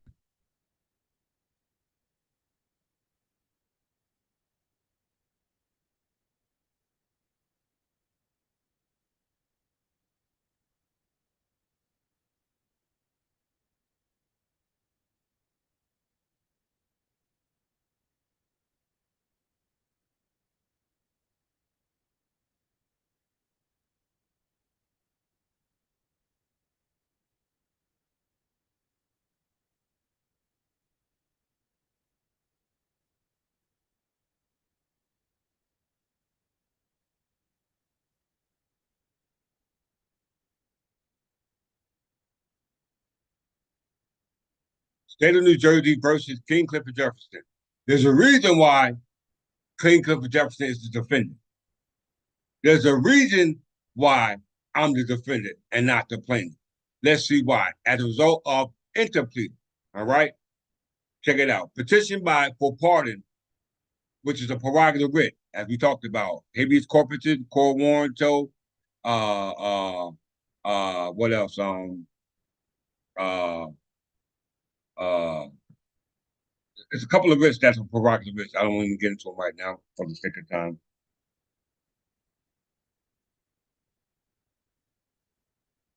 All right. It's on this day, April 17th, the day after I went to court. All right. The day after I went to court for something that they said I committed, which was fraud. All right. Because all kinds of it, they said, is subject to the statute of frauds, which was passed by the Parliament of England, which I represent. This is on this day, April 17, 2024, that King Clifford Jefferson petitioned this court by way of prerogative for a pardon in the matter above. The state of New Jersey has taken the position as a stakeholder, broker, escrow agent, and a shareholder by interpleading for an unknown owner in matter concerning property that has rightfully escheated to the crown.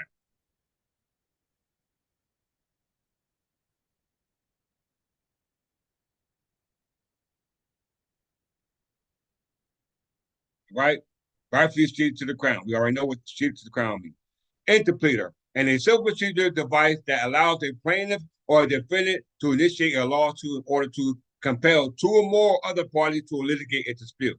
Once again, interpleader is a civil procedure device that allows a plaintiff or a defendant to initiate a lawsuit in order to compel two or more other parties to litigate a dispute.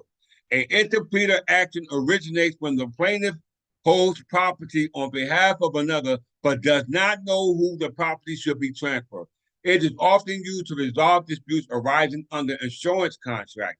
In an interpleader action, the party initiating the litigation, normally the plaintiff who is termed the stakeholder. This will be the state of New Jersey. All right. This will be the state of New Jersey, as you can see. State of New Jersey. So that means you're the interpleader. All right. So if you can interplead, surely I can interplead as well.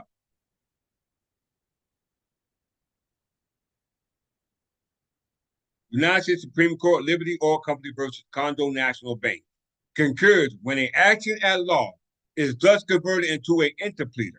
It is to be treated thenceforth by trial in appellate court as proceedings in equity. The issue between the claimant needs not under the Seventh Amendment be submitted to a jury, but may be tried by a court, and the judgment is reviewable as in equity and not as at law. Do y'all see that? Do y'all see that? I don't want to continue go through this because this has to deal with the case. Just read one more thing to you.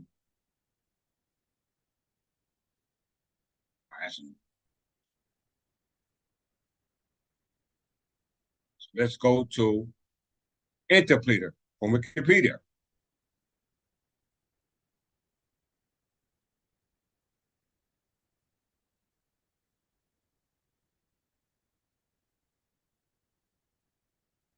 Interpleader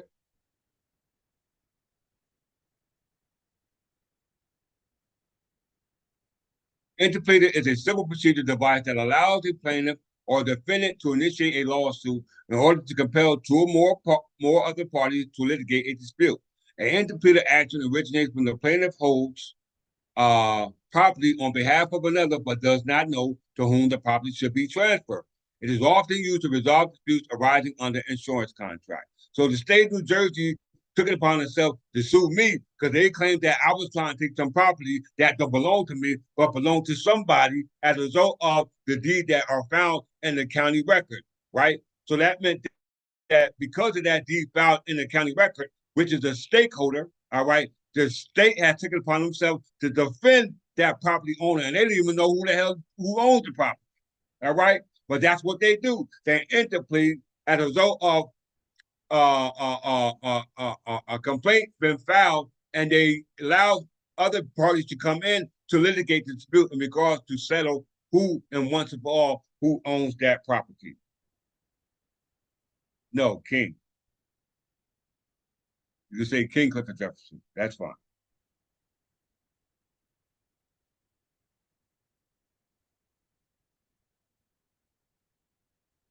Okay, so as you can see, interplead. It's the same thing. Goes back to Chittum versus Georgia.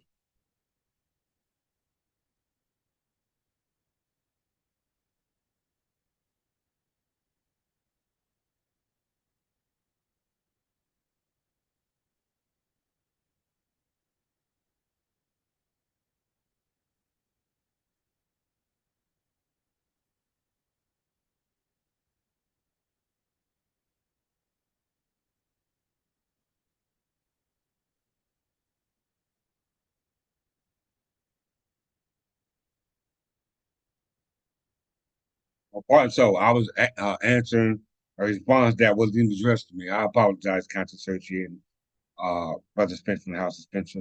Apologize. See how other people business on. All right, let's get to it.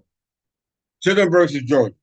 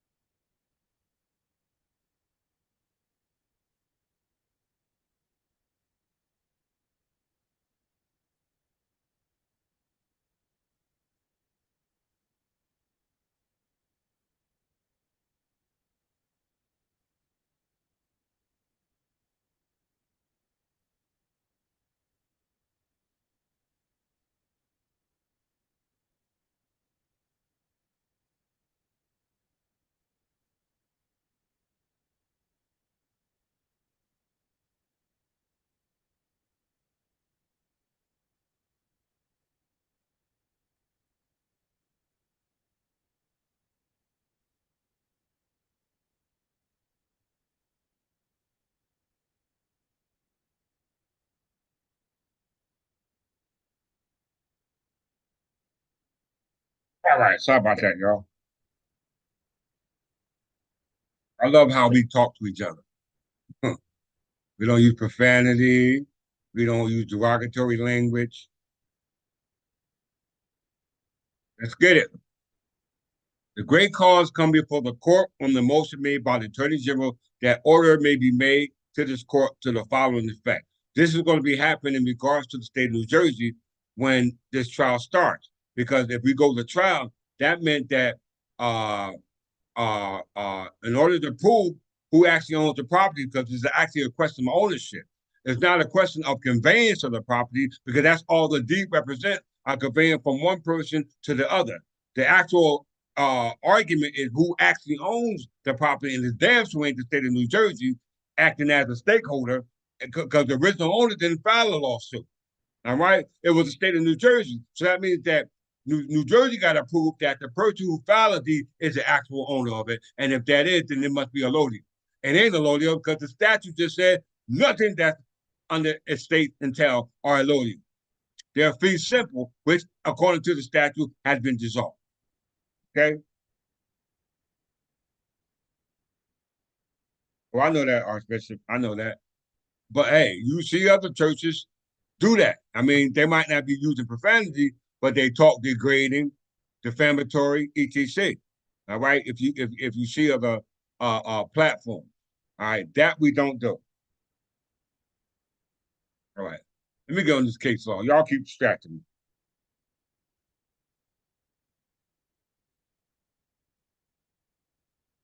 This great cause coming before the court on a motion made by the Attorney General that an order be made by this court to the following effect: that unless the state of Georgia shall, point though, after reasonable notice of this motion, cause an appearance to be entered on behalf of the said state on the fourth day of the next term, or show cause to the contrary why they should not appear with representation, judgment to be entered for the plaintiff in a writ of inquiry or petition, court warrant or order show cause should be awarded.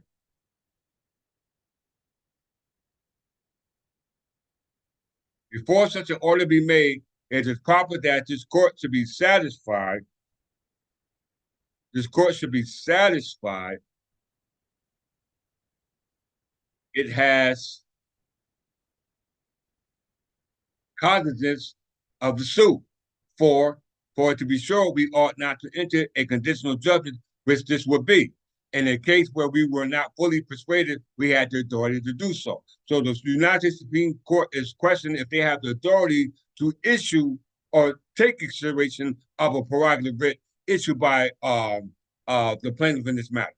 So the motion in our language is called a petition. All right, which a motion is discretionary. A petition is a right. Okay. Once again, a motion is discretionary. A petition is a right. And a motion is granted by a judge. A petition is granted by a king. A motion presented to a judge, a petition is presented to a king. If not his king, it's a Lord's chancellor, especially in matters such as these in regards to uh, uh, uh, actions of assumption, which consists of what we call a tort, trespass, what we call unjust enrichment, debt, etc. All right. But it says, this is the first instance wherein an important question involved in the cause has come regularly before the court. In Maryland case, it did, not because the Attorney General of the state voluntarily appeared. We could not, therefore, without greatest impropriety, have taken up the question suddenly. That case has since been compromised, but had it proceeded to trial and a verdict been given for the plaintiff, i.e. Chisholm, it would have been our duty previously to give our judgment to well have considered whether we were warranted in giving it. All right. So the court is taking an abstract view on a matter that's brought before the Supreme Court in regard to the plaintiff, or in this case will be the petitioner and the respondent, or the appellant and the respondent. All right. So the court is taking upon themselves that if they would have took the case, in which they did, which was later overturned based upon the 11th Amendment, which came about by way of what we call the American Bill of Rights, contrary to those laws that exist before that Constitution, it said that they did not have the authority to do so, which was the judgment in this case. All right, let's read it. So I'm going to start. This is the first instance wherein the important question involving in this cause had come regularly before the Supreme Court. In the Maryland case, it did not, because the Attorney General of the state voluntarily appeared. We could not, therefore, without greatest impropriety, have taken up the question suddenly. That case has since been compromised, but had it proceeded to trial and a verdict been given for the plaintiff, it would have been our duty previous to give to our giving judgment to have well considered whether we were warranted in giving, right?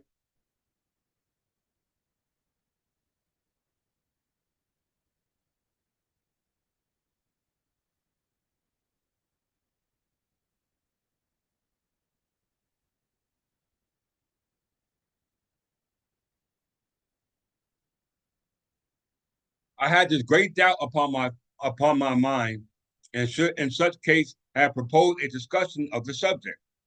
Those doubts have increased since, and after the fullest consideration, I have been able to bestow on the subject and the most respectful attention to the able argument of the Attorney General, I am now decidedly of opinion that no such action as this before the court can legally be maintained. You hear that? So the indecision of the Supreme Court of the United States said they can't maintain a matter such as this based off a petition of inquiry. Yes, a statute action of something is trespass. The action is an action of assumption, which we just read the definition of from Wikipedia. The particular question then before the court is, will an action of assumption lie against a state? Question. This particular question, abstract from the general one, whether a state can, in any instance, be sued, I took the liberty to propose to the consideration of the Attorney General last term. I did so because I have often found a great deal of confusion to arising from taking too large of a view at once, and I have found myself embarrassed on this very subject until I considered the abstract question itself. The Attorney General had spoken to it in reference to my request, as he had been pleased to imitate, but he spoke to this particular question slightly, conceiving it to be involved in the general one, and after establishing as he thought that point, he seemed to consider the other follow of the course, the other follow of course, which means the abstract view that the judge took, Judge Exchequer. He expressed indeed some doubt how to prove what happened, what appeared so plain. It seemed to him, if I recollect right, to depend principally on the solution of this simple question: can a state assume? But the Attorney General must know that in England, listen very close. But now they didn't say this on Wikipedia. They didn't say this based upon the 11th Amendment. They didn't mention this based off the what was it called? The Bill of Rights. They never mentioned nothing we're about to read now.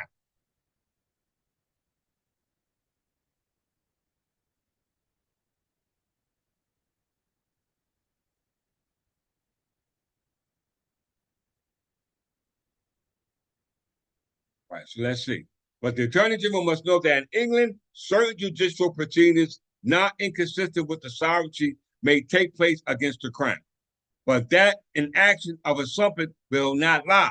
They're not talking about the state of Georgia. They're not talking about the state of New Jersey. They're not talking about any state in the United States. They're not talking about the United States. They're talking about in reference to the crown in regard to the Attorney General assumption that the state is sovereign. They stated based upon that presumption, but the Attorney General must know that he should know, or any prosecuting attorney should know, that in England, certain judicial proceedings not inconsistent with the sovereignty may take place against the crown, but that an action of assumption will not lie. You hear that? An action of trespass will not lie. Why? Yes, surely the king can assume as well as a state. So can the United States themselves, as well as any state in the Union. Yes, the Attorney General himself has taken some pains to show that no action whatever is maintainable against the United States. I should therefore confine myself as much as possible to the particular question before the court, though everything I have to say upon it will affect every kind of suit, the object of which is to compel the payment of assets by a state. All right? Not that funny money they're talking about. We're talking about assets. They're talking about money, which is greenback, which is fractional reserve bank. Okay? All right? This is what they're talking about.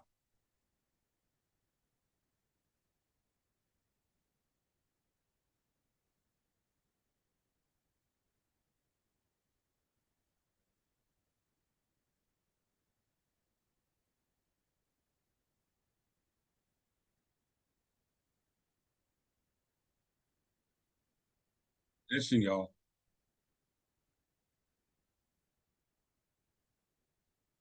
The question, as I before observed, is will an action of assumption lie against the state? If it will, it must be by virtue of the Constitution of the United States and some law of Congress comfortable thereto. The part of the Constitution concerning the judicial power is as follows. Y'all better listen. Article 3, Section 2, the judicial power extends. Talking about the court of law. To all cases and law and equity arising under the Constitution, the laws of the United States, and treaties made, or which shall be made under their authority. When you say treaties, treaties are made by individuals, and when treaties are made by individuals, based upon the legislative or executive department, it does not affect the land. It affects the individual. Okay? You must understand that. I'm not making this up. They gonna say it. Article 3, Section 2, the judicial power shall extend to all cases and law and equity arising under the Constitution, the laws of the states, and the treaties made or which shall be made under their authority. To all cases affecting ambassadors or other public ministers. Key point, public ministers. Public ministers. I am a public minister. I'm not a consul, I'm not an ambassador, because that's associated with what we call embassies. And when you deal with embassies, it deals with foreigners because embassies are only set up in foreign territory. All right. So if you're arguing about consul rights, ambassador rights, then that has to deal with admiralty and maritime law jurisdiction on an international level. All right. We must understand that. So it's letting you know that in the case, denoting to your king, and denoting to a position of a public minister, which happens to be the King of England, and as well as all those cases involving admiralty, maritime jurisdiction, and to controversies to which the United States should be a party, and to controversy between two or more states, between a state and a citizen of another state, between citizens of a different state, between citizens of the same state, claiming lands under grants of different states, and between a state or citizen thereof and foreign states, citizens or subjects. All right. The whole subject matter in regards to the controversy involving the public ministers and the state, all right, as a defendant, which is going to be based off my affirmative defense. Because when you present affirmative defense based off a complaint that was filed on the initial claim, then you take the spotlight off you and put the spotlight on them, which means that the burden of proof now shifts.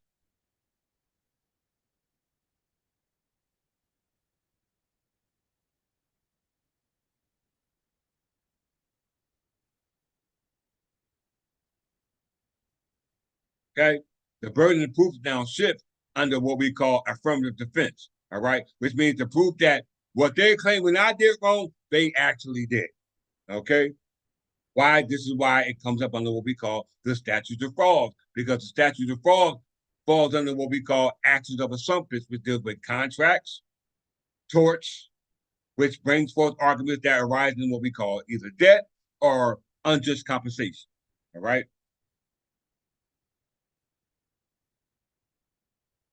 Or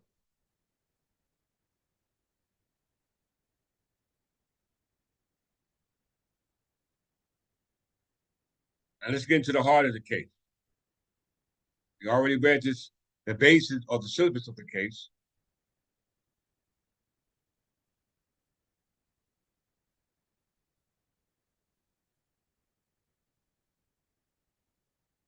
It's just simply talking about the authority of the Supreme Court, pretty much what we just read, based off Article 3, Section 2.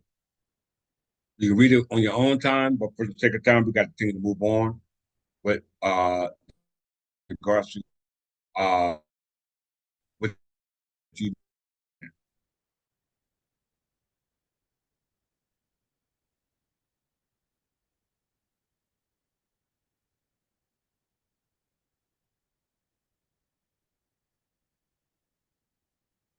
No, it has nothing to do with the lands.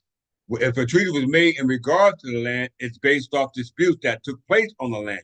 It has nothing to do with the actual owners of the land, because those treaties that were made are preceded by other treaties, and the jury treaty that one can actually use is the Treaty Powers of 1259, which predates all the other treaties that were made afterward. Okay, so if you want to argue that treaties has to do with land, then you got to go back to the Treaty of 1259, dealing with the Capitan Plantagenet War, which ended all the conflict that arises between the Carolingian Empire, which is the part of the Capitan dynasty, and the Plantagenet dynasty, which were at odds with the Carolingian dynasty, which are the ones governing these arguments and concerning the land today, based off Edward III, the descendant of the Plantagenet king. All right? A treaty is nothing more than an agreement between two parties, whether it's dealing with domestic affairs or international affairs. All right, that's what a treaty represents. All right, an agreement and treaties usually result from a conflict. All right, a conflict between two groups, two parties, whether the individual come to what they come what they say, come to odds, come to a means. That's all a treaty does. All right, but it has no validity in regards to prove proving who actually owns what and has the right to the possession of whatever it is the argument is. All right, you need a clear chain of title for that. A treaty does not establish a clear chain of title. Okay.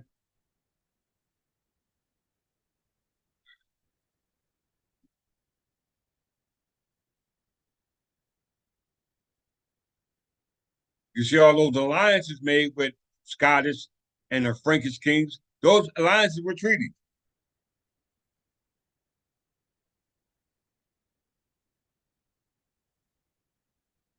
You see the Treaty of Alliance with America, the Frankish alliance. That was a treaty called the Treaty of Peace and Friendship.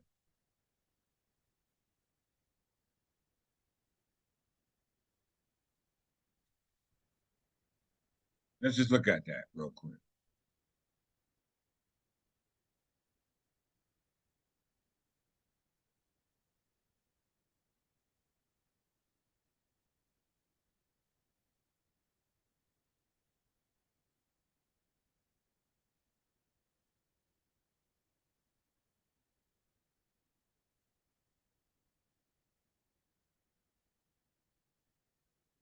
All the alliance. We talked about this yesterday.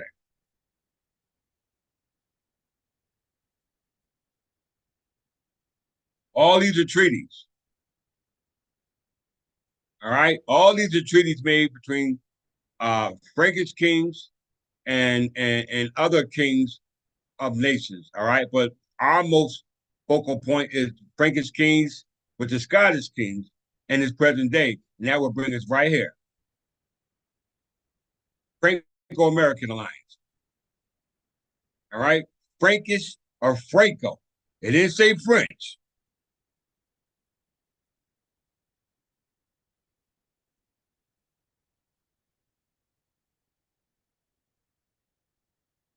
Don't believe it. I'm going to show you.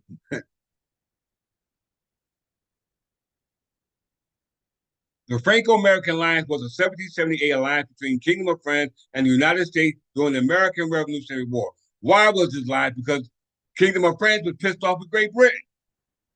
Great Britain and Kingdom of France had a history just like America and France and Britain and Spain had a history just like Spain, France, and England had a history. But everybody's operating based off or under the authority of England with the now kingdoms and nations that sprung forth from them.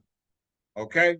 So we must understand that all these alliances and treaties made were the result of conflicts that goes against England's prerogative. All right?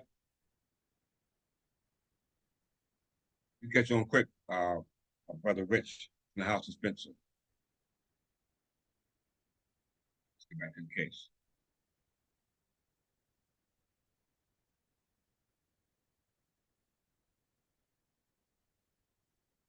Still on Chisholm versus Georgia.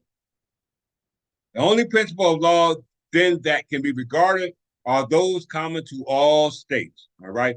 In regards to the state being brought up on actions of assumption, which is actions of trespass, debt, contract, unjust enrichment. All right, which the 11th Amendment shielding them from, based off the creation of their own Bill of Rights. All right, their Bill of Rights contradict the Scottish Bill of Rights of 1689. Those rights contradict the laws that were created by what we call the Exchequer. All right, the Exchequer or the Court of Exchequer, which are the courts of Chancery that deals with all the assets that were gained by the Exchequer, which we know means what, everybody? A current account.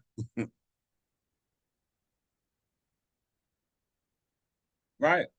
Always about people. So we see it. The only principle of law then that can be regarded, in this case, in regards to the dispute between the parties that came to surface in 1793, 4 years prior to the foundation of the United States being created. It says the only principles that they look to as the principle of law then that can be regarded are those that were common to all states, and in this case would be the 13 colonial states. I know of none such which can affect this case, but those that are derived from what is properly termed the common law. Who created the common law? Henry II. Who was Henry II the son of? Godfrey V Calaban Jew. Who was he the son of? Fulk V. Who was Fulk V? The ruler of Jerusalem. Come on, don't play with me. All right, I'm using the first case of the United States to disqualify the United States and the state. That's bad. Okay? It says, the only known of no such which can affect this case, but those that are derived from what is properly termed the common law. A law which I presume is the groundwork of the laws in every state within this union, and which I consider so far as is applicable to the peculiar circumstances of the country, and where no special act of legislation controls it, to be enforced in each state as it existed in England, unaltered by any statute at the time of the first settlement of this country. Greetings, Countess Jones. Well, y'all late. Well, y'all gonna miss out on heaven. Just playing with you, Countess.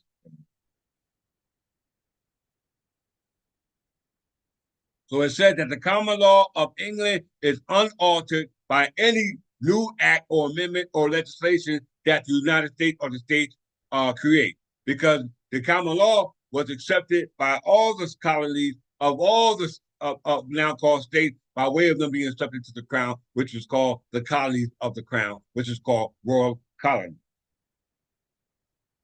Read this Countess Middleton, part itself. All right. So it says, the statute of England, unaltered and by any statute at the time of the first settlement of this country. The statutes of England that are enforced in America differ perhaps in all states, and therefore it is probable that the common law in each is in some respect different. But it is certain that in regard to any common law principle which can influence the question before this court, no alteration has been made by any statute which could occasion the least material differences or have any partial effect. No other part of the common law of England, it appears to me, can have any reference to this subject, but that part of which prescribes to remedy against the crown. Did you hear that? Against the crown. Let's see what they mean about that.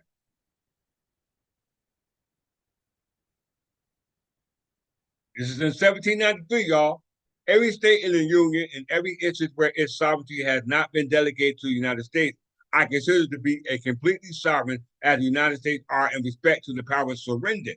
That's when you go back to what we talked about, body of politics, whether you have an aggregate or corporation sole. Because under the body politics, which represents your government, the people within that body politics surrender some of their sovereignty to that individuals to maintain their sovereignty in the public spectrum or the public welfare or the public, or what they call the republic. All right? Whether you want to give it to a bunch of people, which you have now, such as what you call your state, because ain't no religion in it, because religion and state is separated, and we know that if it was separated, ain't no body politics and a religion to protect you other than that which the state got, which separated from your religion. So that means that you're still at the mercy of the state body of politics, contrast to that which was in place prior to the separation of church and state and prior to the creation of your state, i.e. your colonies such as the 13 colonies, because all those powers were subject to the crown, as they just stated. All right? They just stated that. The statutes of England that are enforced in America, let me go back and read it.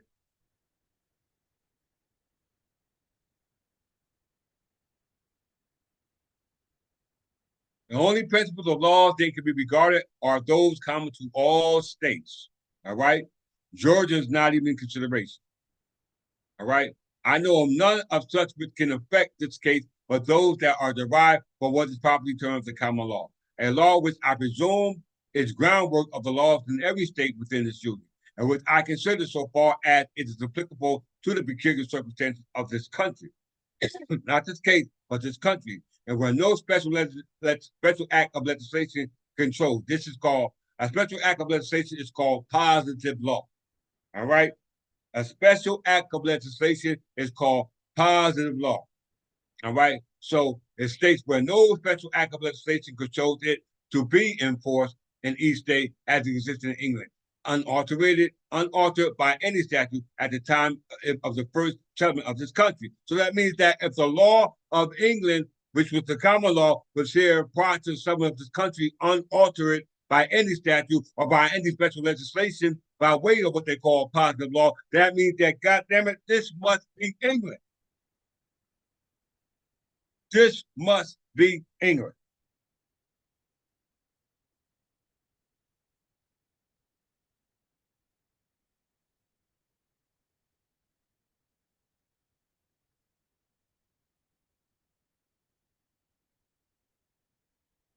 Sorry for my birth style, y'all, but sometimes it gets me mad.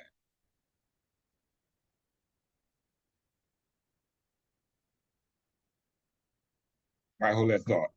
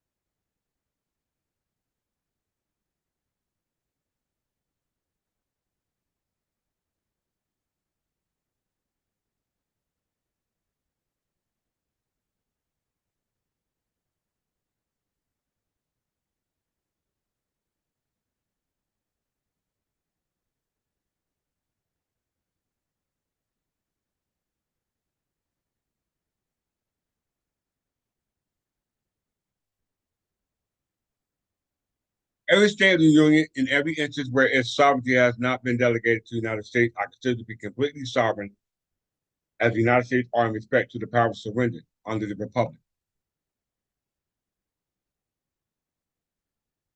The United States are sovereign as to all the powers the government actually surrender. Each state in the Union is sovereign as to all powers reserved. It must necessarily be so because the United States have no claim to any authority but such as the states have surrendered to them. Did you hear that?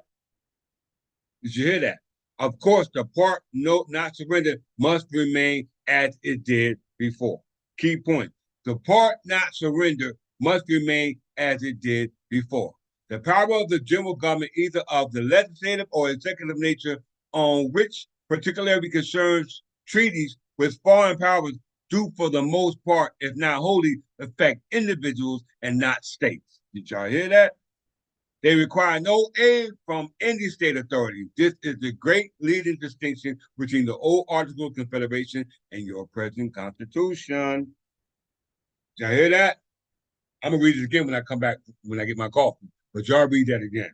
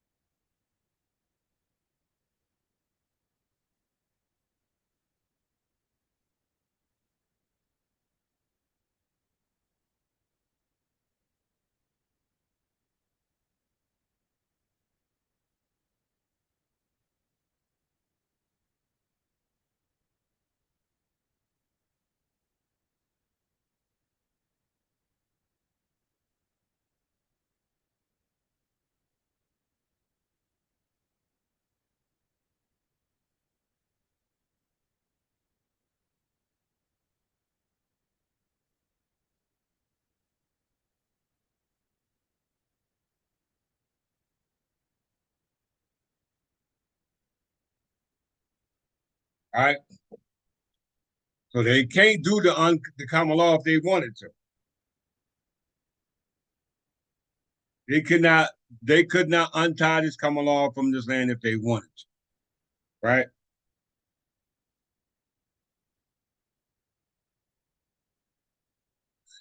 I like what you just said.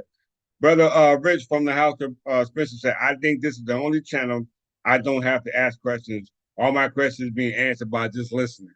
I like that. That's nice. All right. Sit back and just enjoy yourself. United States are sovereign as to the powers of the government actually surrendered. Each state in the Union is sovereign as to all the powers reserved.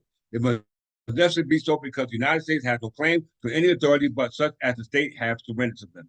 Of course, the part not surrendered must remain as it did before. So what was here before the United States is still here before the United States came into existence. How we know? The powers of the general government, either of legislative or executive nature, on which particularly concerns treaties with foreign powers, do for the most part, if not wholly, affect individuals who make them, and not the states, which was here before those people came here and made those treaties. They require no aid from any state authority. Why? Because the authority that was here prior to those states were not positive law, but the jure law, i.e., natural law called the common law. This is the great leading distinction between those who were serving under Article of Federation and those now serving under the present Constitution law. All right? They know what's going on. That's it.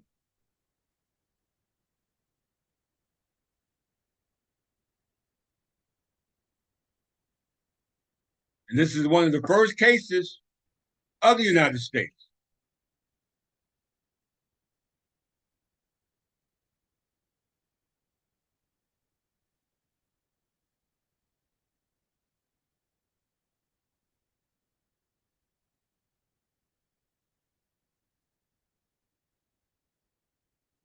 Yes. Now, I presume it will not be denied that in every state of the Union, previous to the adoption of the Constitution, the only common law principles in regards to suits that were in the manner admissible in respect to claims against the state were those which in England applied to claims against the crown. There being certainly no other principles of the common law which, previous to the adoption of this Constitution, could, in any manner or upon any color, apply to this case of a claim against a state in his own court, where it was solely and completely sovereign in respect to such cases at least. Y'all better listen.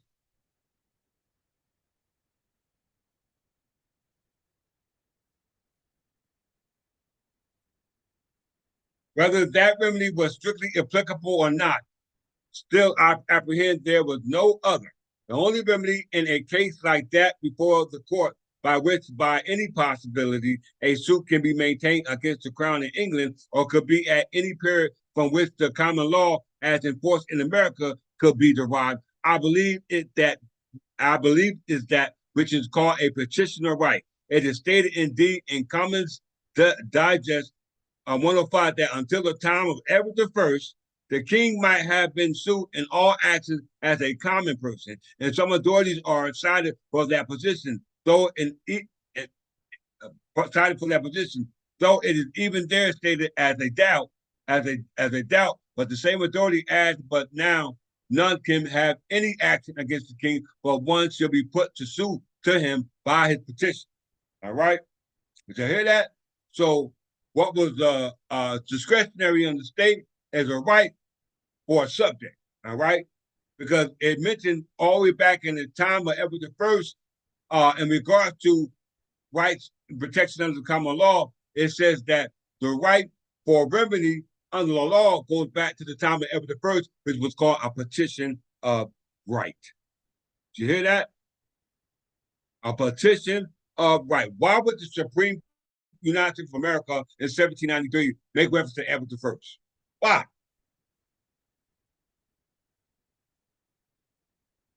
Continue.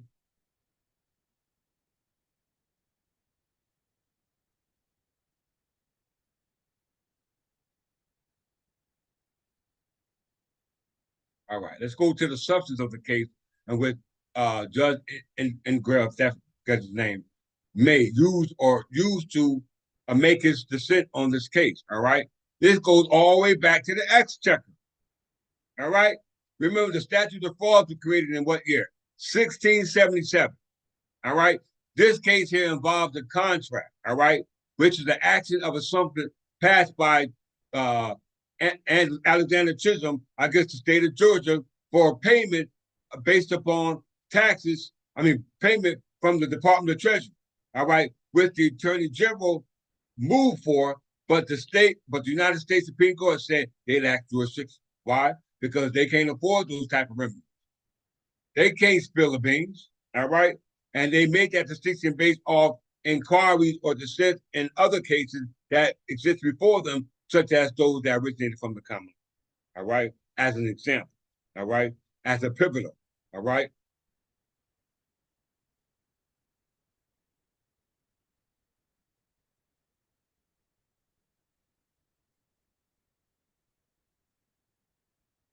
They're talking about this case, y'all. Let's see, make sure that this is.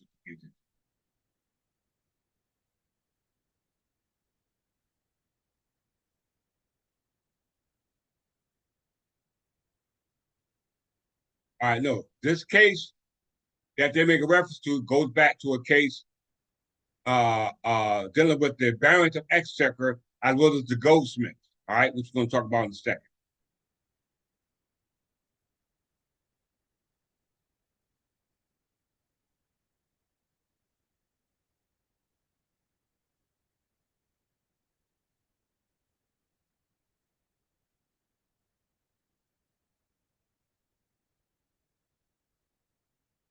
The substance of now we know all the Jews were expelled in England by who?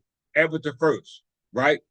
We know that they were also expelled by Eleanor of Provence, the daughter of Edward the First father, Henry the Third. All right, all involving the Statute of Jury 1194, which is what they call the Exchequer of the Jews, which is called the Court of Exchequer, which is called the Exchequer of Common, the Courts of Common Pleas, which is now called the Courts of Chancery. All right, that's what they call. So it says this case, the judge used matters involving the Exchequer courts, going back to Charles II, who was the Scottish king at the time of what we call the restoration of the crown through the interaction, which is called the English Commonwealth. All right.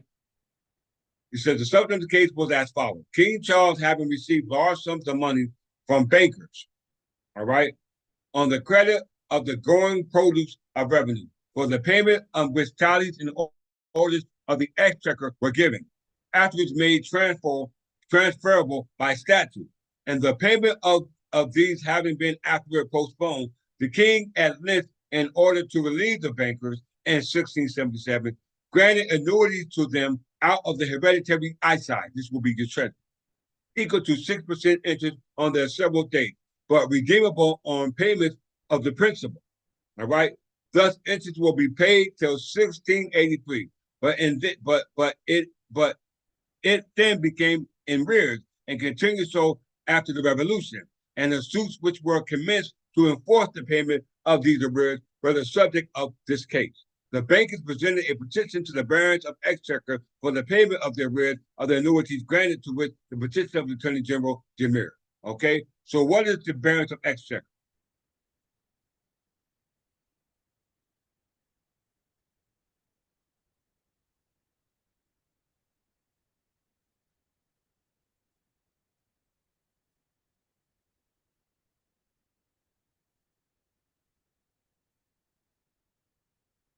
Barons of Exchequers were the judges of the English courts known as the Exchequer of Pleas.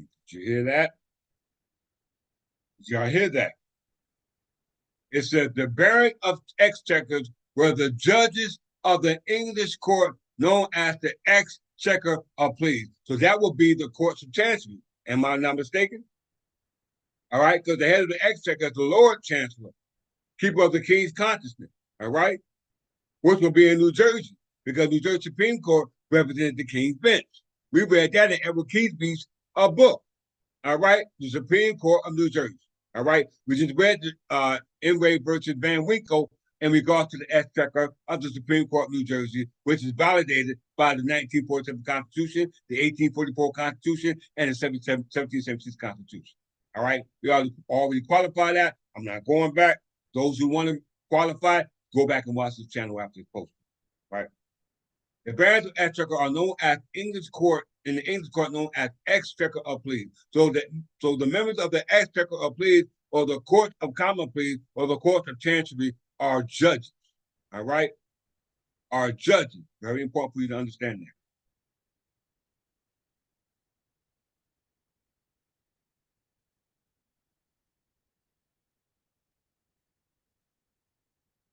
They're originally the same judges as those of the courts of the King's Bench, only becoming independent positions after the Exchequer separated from the Carré region.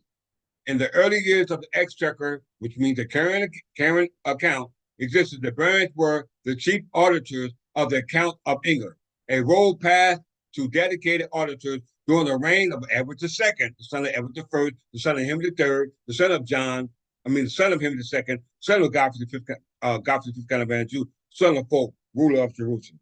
All right? With the Exchequer expanding during the Tudor era. You hear that?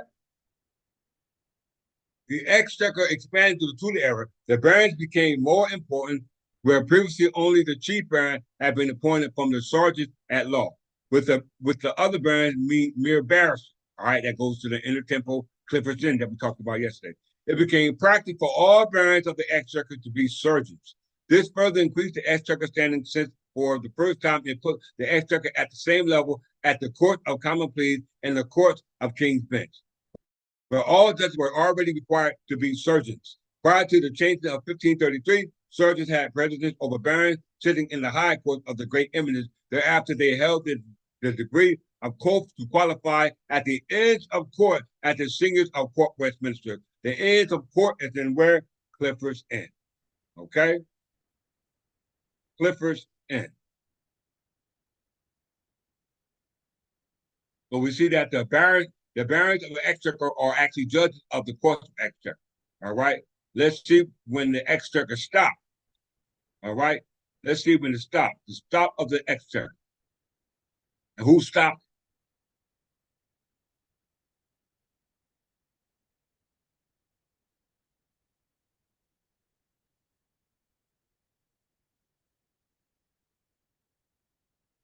The great stop of Exchequer, or the stop of Exchequer, was the repudiation of state debt that occurred in England in 1672 under the reign of Charles of England, Charles II of England.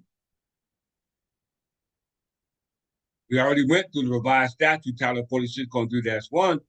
Those charges that he gave to Duke of York, to George Colbert and John Berkeley were now dissolved, discharged of all feudal tenures, and now remain in free and common socket under the kings of England, body politic, person, or corporate. That means your corporation soul, incorporated under the Kingdom of England, not Scotland, not Ireland, not the United Kingdom, or any office that were created by way of the authority given to them, such as those of the colonies now called the United States. Under Charles II, the state finances were in such a grievous condition that the crown found itself no longer able to honor its debts. Through 1660, state expenditures, and this is when the English Commonwealth ended, from 1649 to 1660, as a restoration of Charles II. And that's called the Battle. That was right after the Battle of Dunbar. All right, the Battle of Dunbar ended in 1650 with the restoration of the Jews to restoring into England over here, but it started in 1296 with the Battle of Dunbar when they were expelled. All right, but it says through 1660, state expenditures have been running ahead of the taxation and revenue that Parliament was prepared to authorize. To bridge the gap, the Crown Department increasingly sold more debt to the leading London goldsmith bank, secured against first call on the following 2-year revenue. This was an attractive investment for the gilded circle of preferred bankers who could make annualized returns of 8 to 10% or more by buying the debt at a discount. Remember, current account is an account paid on demand, which is based off a check. A check is an instrument to be paid on, as I said, on demand, based off. It should have been gold and silver, but they don't use gold and silver anymore. They use fractional reserve money, which is paper money, which is an instrument called debt instrument. Okay, you must understand what's going on. We're going to talk about that in a second too. The debt was also readily assignable, making it relatively liquidable.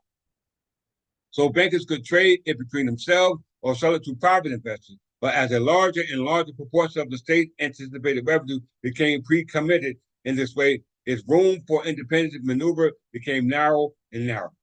Right? Let's get what we call goldsmith bankers. Who are these people?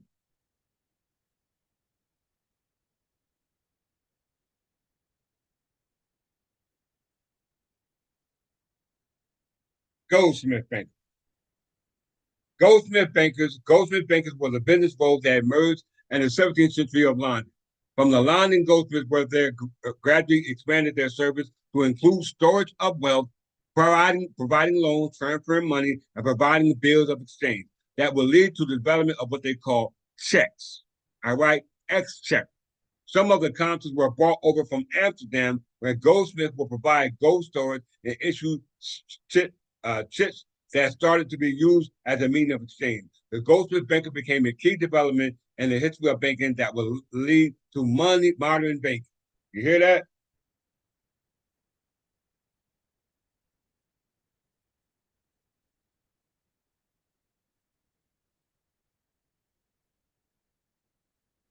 Yes, brother Rich. So goldsmith banker instituted modern banking, or what they call the history of banking, in regards to what we call bills of exchange, what we call medium of exchange, which they call a negotiable instrument. A bill of exchange is a medium of exchange, which is called a negotiable instrument. So let's go back to wildcat banking.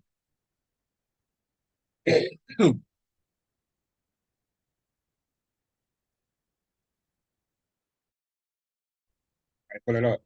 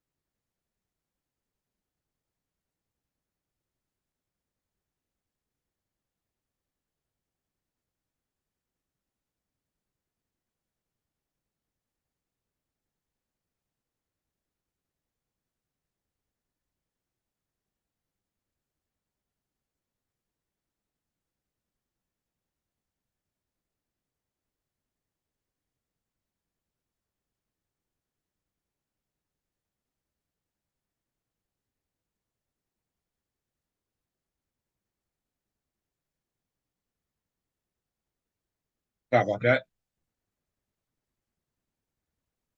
Wildcat banking, which is created by goldsmith bankers, right? Created by goldsmith bankers. Modern banking era. Wildcat banking was the issue of paper currency in the United States by poorly capitalized state chartered banks. These wildcat banks existed alongside more stable banks during the free banking era. All right. What is paper currency?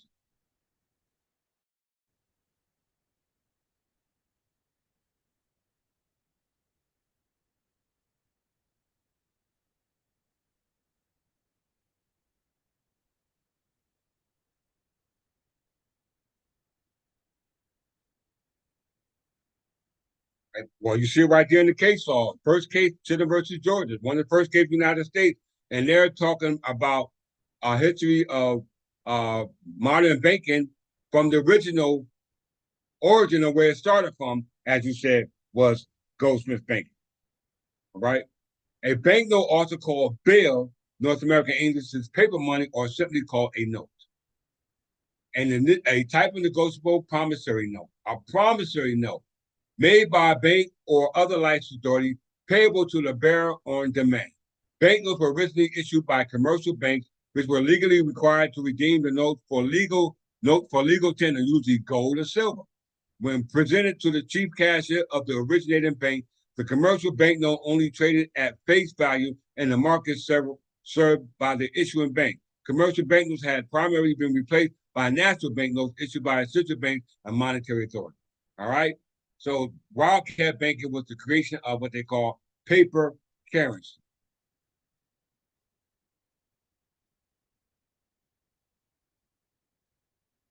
Operating in remote locations while limited on or absent financial infrastructure, wildcat banking supply a medium of exchange in the form of a bearer's note that they issue on their own credit. What is a bearer note?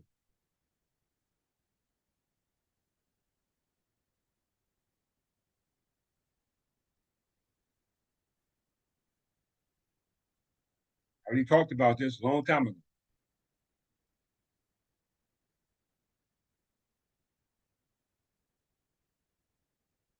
A bearer's instrument is a document that entitles the holder of the document, which means holder in due course, to the right of ownership, of title to the underlying property. So if you holding some type of note, then you're the owner of the underlying property. And if the note you're holding is a dollar bill, then that means you're a debtor. All right. So the deed that you got, which you call a mortgage, which is the instrument transferring an interest in property, not ownership of property, is based upon the escrow account that was created in lieu of the conveyance of the property, which yet to be paid for, based upon the mortgage, which is separate from the escrow account, which they call a current account, which was set up for what they call taxes, which is called an escrow account or a trust account. All right. A trust account. And the one who created the account is the stakeholder, which is the bearer of the instrument, which the document that entitles the holder of the document to the right of ownership or title to the underlying property, whether it's movable property or non-movable property. In the case of shares, i.e. shareholders, bearer shares or bond bearer bonds, they are called bearer certificates. Unlike normal registered instruments, no record is kept of who owns bearers. You hear that? No record is kept of who owns bearer instruments or of the transaction involving the transfer of ownership, enabling the owner as well as the purchaser to deal with the property anonymously. You hear that? Whoever physically holds the bearer document is assumed to be the owner of the property and the right arising therefrom such as dividend. All right? There you have it, right there in a nutshell. All right? When you got these mortgage deeds, then the owner of the property is the one who granted the property by way of the loan.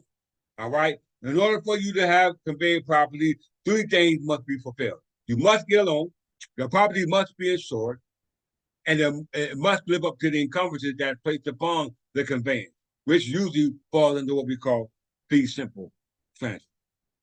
Right?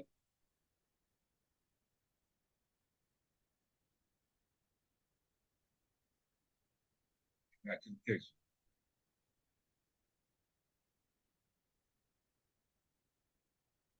All right, so the substance of the case was the follows. King Charles II, having received a large sum of money from bankers on the credit of the growing produce of the revenue, because this is what they used. All right, this is the way they were using money when they came over here and set up shop. All right, they couldn't use the money. The college couldn't use the money that the crown was using. All right, so we know that the taxation without reputation is a violation of law, and that's the reason why they broke away, because they were being taxed, and they were being taxed by British law, which they ultimately um, broke away from through their declaring of independence in 1776. All right, so we see that the payments of these having been after postponed, the king at length, in order to relieve the goldsmith bankers in 1677, granted annuity to them out of the hereditary excise, equal to 6% interest on their several debts, but redeemable on the payment of the principal. The interest was paid till 1683, but then it became in arrears and continued so after the Revolution. And the suits which were commenced to enforce the payment of these arrears were subject of this case. The bankers presented a petition to the barons of Exchequer for the payment of the arrears of the annuities granted, to which petition of Attorney General demurred. So as we can see in this case, in regard to the example that they're going back in 1677, because this case we're reading about is in 1793. And we know that when Chisholm petitioned in regards to a payment that wasn't fulfilled based off the state of Georgia based off the executors of the estate by what we call burglar who was a merchant. Then they looked for payment from the Department of Treasury, and which was denied based off the overturning of that case as stated by the Supreme Court, which we're reading now. The United States Supreme Court, which we're reading now.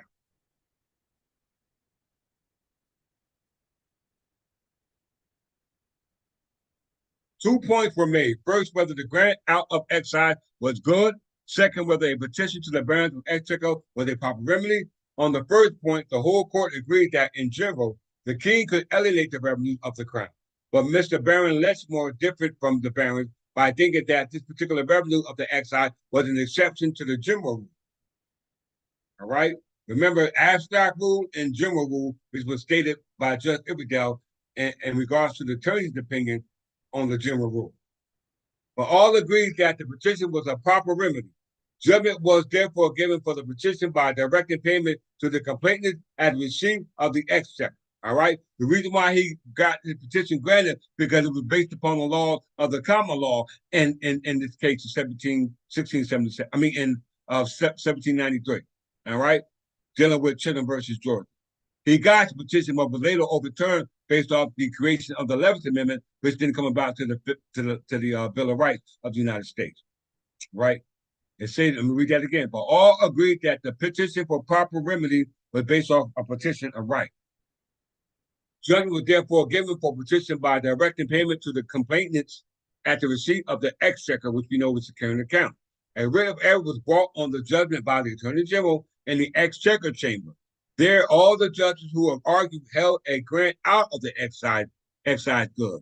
A majority of them, including Lord Chief Justice Holt, also approved of the remedy by petition to the Baron. But Lord Chief Justice Treby was of opinion, Lord Chief Justice Treby was of opinion that the barons of Exchequer were not authorized to make orders for payment on the receipt of the Exchequer, and therefore the remedy by petition to the Baron was inapplicable. The same thing happened in the case of Chisholm versus Georgia when it was reviewed by petitioner right, which was granted, but by way of the 11th Amendment was overturned. As we stated when we read the case, that Judge Iberdell took a long look at it and said they really didn't have the ability to claim jurisdiction to try such a case. All right. In the opinion, Lord Somers concurred. A doubt then arose whether Lord Chancellor and Lord High Chancellor were at liberty to give judgment according to their own opinion, in opposition to that of the majority of the attended judges. In other words, whether the judges called by the Lord Chancellor or the Lord High Treasurer were to be considered as a mere assistance to them without voices. The opinion of the judges being taken on this point, 7-3, held that the Lord Chancellor and Lord Treasurer were not concluded.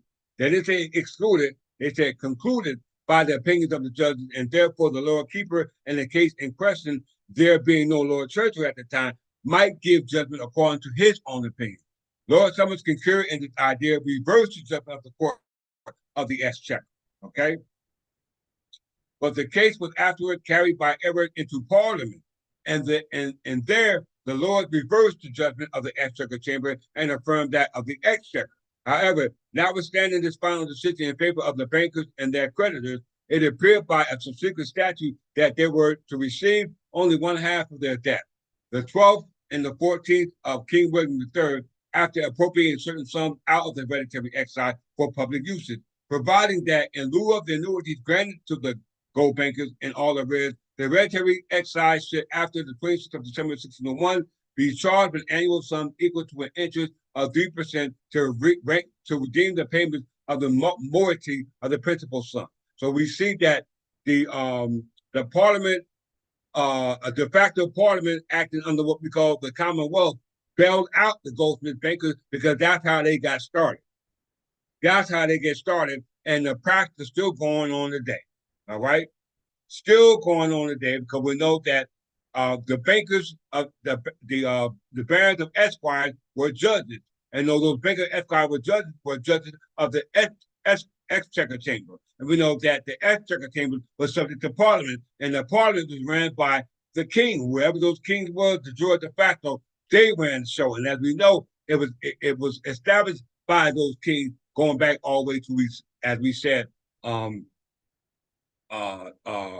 the expulsion of the Jews in 1290, right? Before it.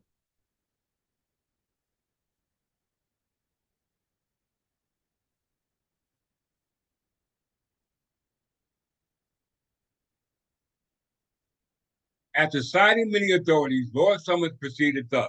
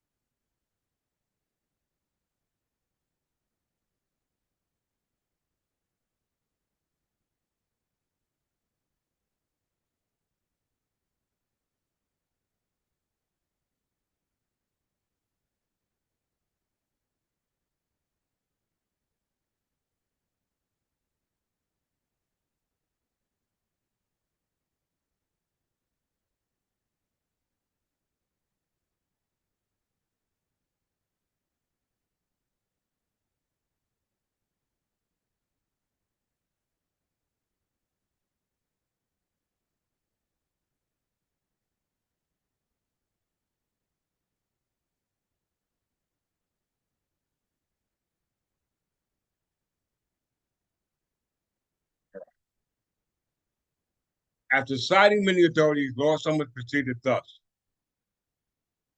By all these authorities and by many others which I could cite, both ancient and modern, it is plain that if the subject was to recover a rent,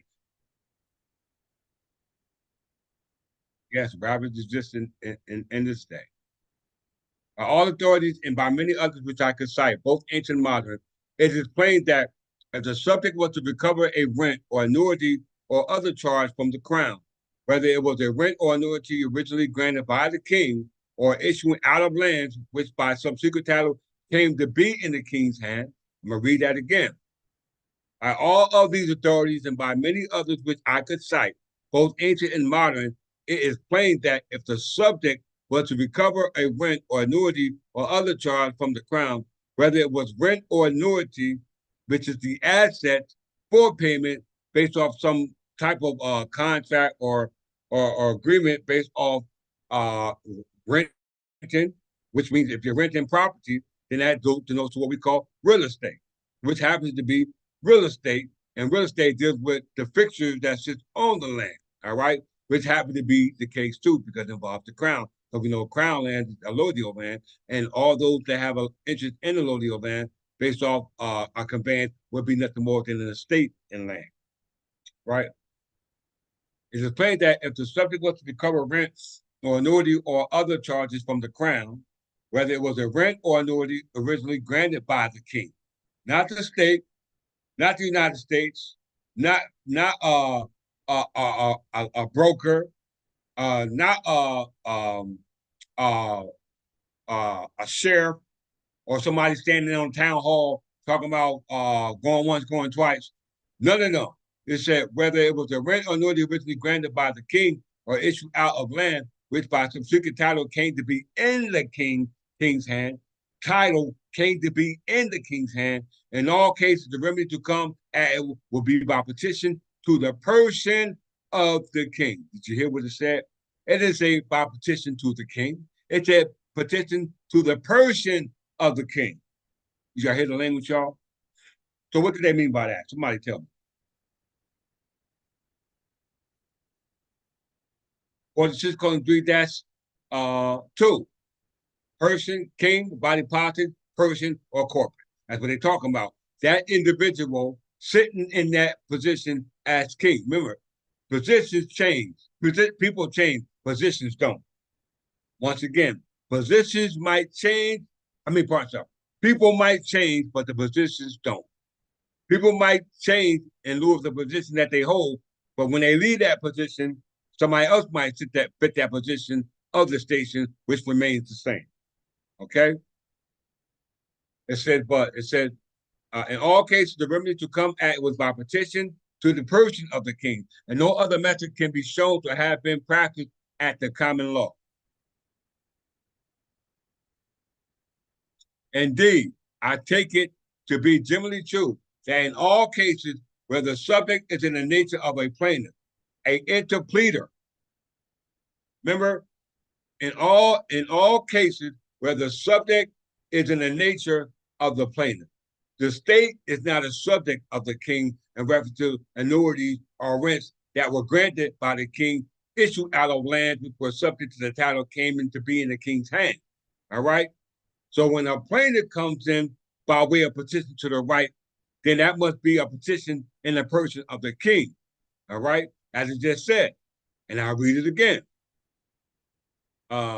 Whether it was a rent or annuity originally granted by the king or issued out of land which by subsequent title came to be in the king's hand, in all cases, the remedy to come at it was by petition to the person of the king. And no other method can be shown to have been practiced at the common law.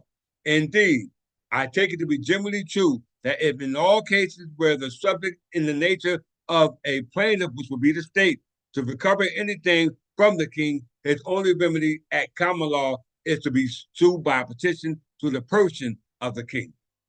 They're claiming to be suing, but but not in the name of the king, but the person they're suing is the king. All right, so they're in the catch-22 now.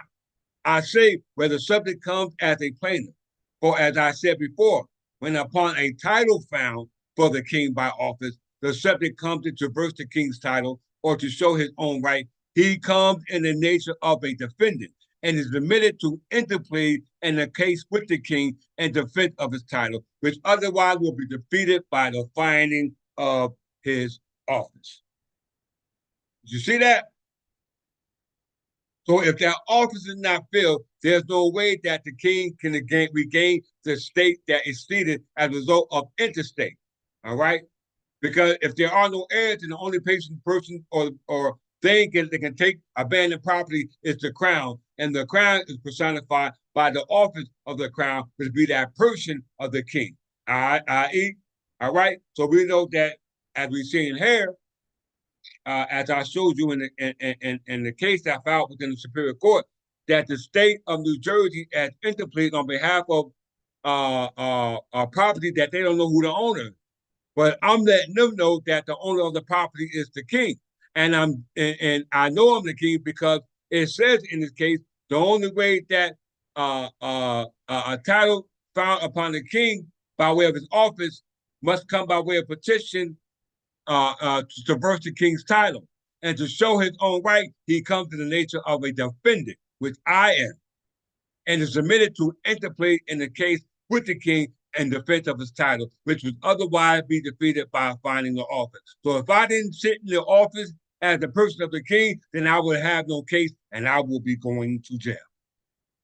But that is not going to be the case because my affirmative defense is what we're talking about right now, which puts the burden on them. Because if you're going to petition for any annuity or rent for a title that belongs to the king, you must petition to the king in person or the person of the king.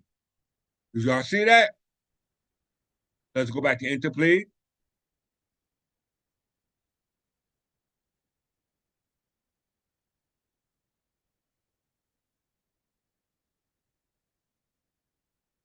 Interpleader is a civil procedure device that allows the plaintiff or a defendant to initiate a lawsuit in order to compel two or more other parties to litigate a dispute.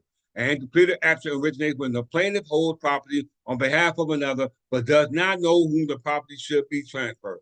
It's often used to resolve disputes arising under assurance. We know that when a person buys property, it also says he's a stakeholder, right? So in closing.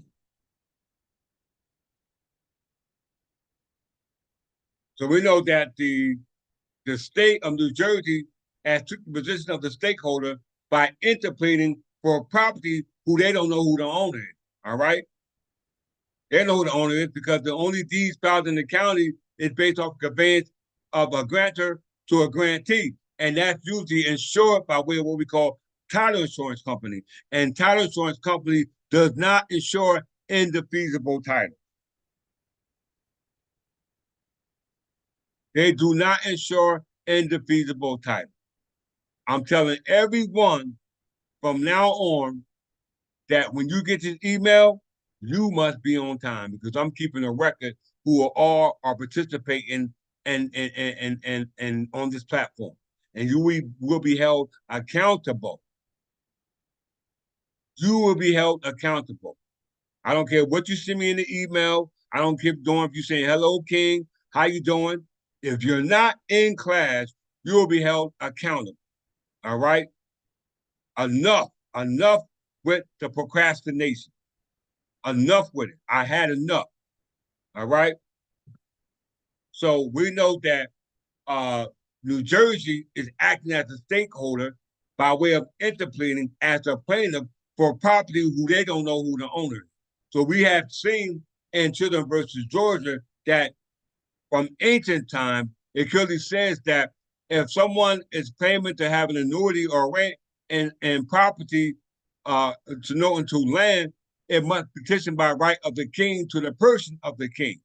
But when a title is found in lieu of the office of the king, it must be brought forth by way of a defendant by one of a title, which will be not considered for one of an office, because we know people change, but positions don't, and the people sitting in that position are not the right people.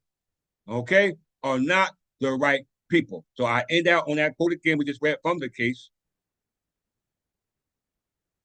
In closing,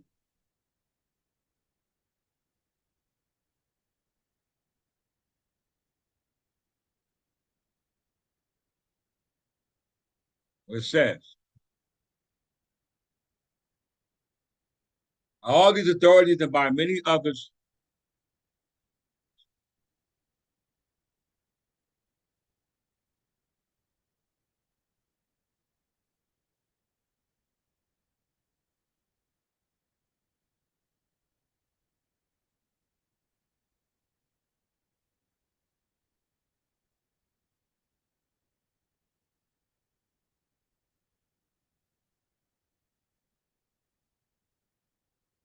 all these authorities and by many others which I could cite, both ancient and modern, it is plain that if a subject was to recover a rent or annuity or other charge from the crown, whether it was rent or annuity originally granted by the king, or issued out of lands which by subsequent title came to be in the king's hand, which means the land is voted. In all cases, the remedy to come at it was by a petition, which is a right into the person of the king. And no other method can be shown to have been practiced at the common law as established by this case in 1793. And indeed, I take to be generally true that in all cases where the subject is in the nature of the plaintiff, New Jersey is not a subject of the king, but claimed to be a plaintiff and trying to recover an annuity that arises from issue rising from out of a land conveyance. All right? They're trying to petition, they're trying to act as a stakeholder by interpreting on behalf on property that they don't know who the owner of, because that's what an interpreter does. All right? Where the owner is actually the king, the one in the defendant, who is the defendant in this matter. So it says, indeed, I take it to be generally true that in all cases where the subject is in the nature of a plaintiff to recover anything from the king, his only remedy at common law is to sue by petition to the person of the king. If nobody's acting as the person of the king, then how can you sue? They knew it. They know it. The public now it's flipped now because now the king is here. So it's a whole other story now because they knew no one was going to sit in that person of the king because they separated church from state. That's the reason why they separated church from state. That's why they broke away from the Great Britain. That's why they did it.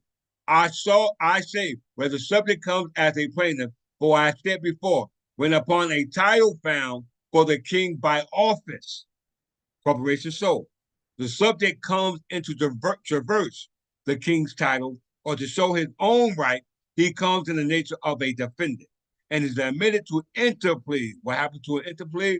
Someone interpleads because they don't know who the property owner is, and that could be a plaintiff or a defendant. In the case with the king in defense of the title, which would otherwise be defeated by the finding of his office. Okay? So with that, I'll stop sharing. and I'll leave the floor open for questions.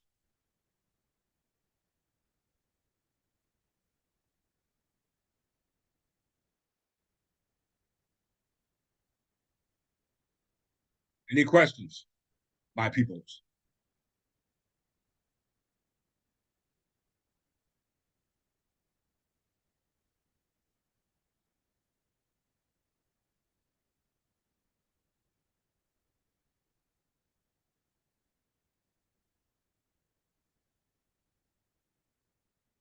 We'll get even deeper, brother. Oh, I hope they got deep pockets. Me tell me, nobody got questions out there. Well, let me ask you this. If nobody got questions in regards to what we're talking about, so that means that y'all on the same level as the king. Is that the case? Because I'm going to hold you accountable if that's what I'm getting from your silence.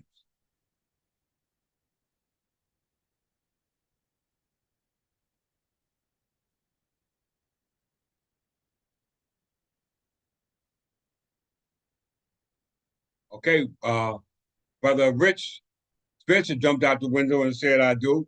Well, I'm going to hold you accountable, no. I'm going to hold you accountable from the House of Spencer. Anybody else?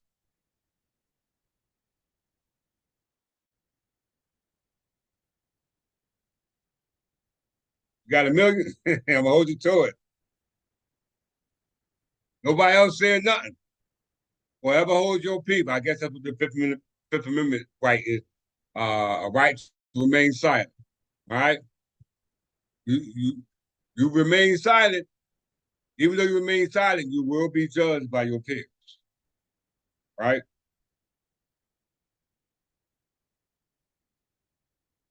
No, you cannot get a lawyer title if you own land. You have an estate in land. And an estate in land is not even an estate because the land in which was conveyed to you is based upon that instrument that you hold, which does not show an indefeasible title. It shows a conveyance from whoever you got it from to whoever the grantee is, which is you. All right. And it all operates under the authority that a state allows, which is called adverse possession.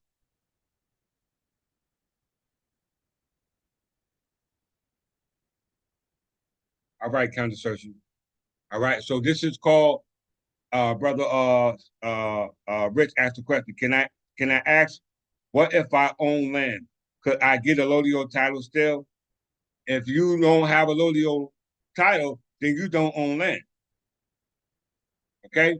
If you don't own a lodio title, then you don't own land because the own title, the own the land will be free from encumbrance. All right? Free from encumbrances means that no one has a right of any easement on that land. All right. And the easement is a non-possessory use and property that you don't own. So if you own land, that means that the telephone company, the light company, I don't care who it is, cannot come on your land. If they do, you got the right to have them removed. If you don't have that ability to have them removed, then you don't own the land. And when I say that, I'm talking about not the land, I'm talking about the building you live in, all right, or the complex, whether it's a residential, whether it's a one family house, two family house, whether it's a condominium, you step outside of that domain and the lot number, you don't own that, all right? It's just a lot and block number that gives you ability to occupy the territorial that they deem as a part of a transaction based off who sold it to you. The one who sold it to you was a broker, all right? Or somebody licensed to convey land by way of a license by the shareholder or the stakeholder, because the stakeholder or the shareholder is the one who invests the stakeholder, which is called the broker or the real estate agency. So no, if you have in your possession an instrument to know to possession of land, you cannot own it alone.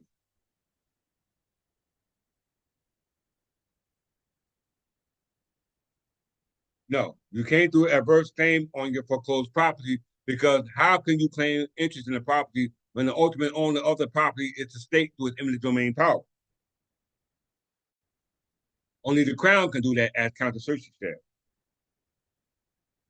Intel. If you're trying to adverse possession on land under what we call fee simple, then you know better than the ones who stole it in the first place. All right. So I don't care how the land is being conveyed, whether through adverse possession, whether through foreclosure, whether through eminent domain, or whether through easement by way of interstate, is all unlawful in the king's eyes. All right. It's all unlawful. Lawful.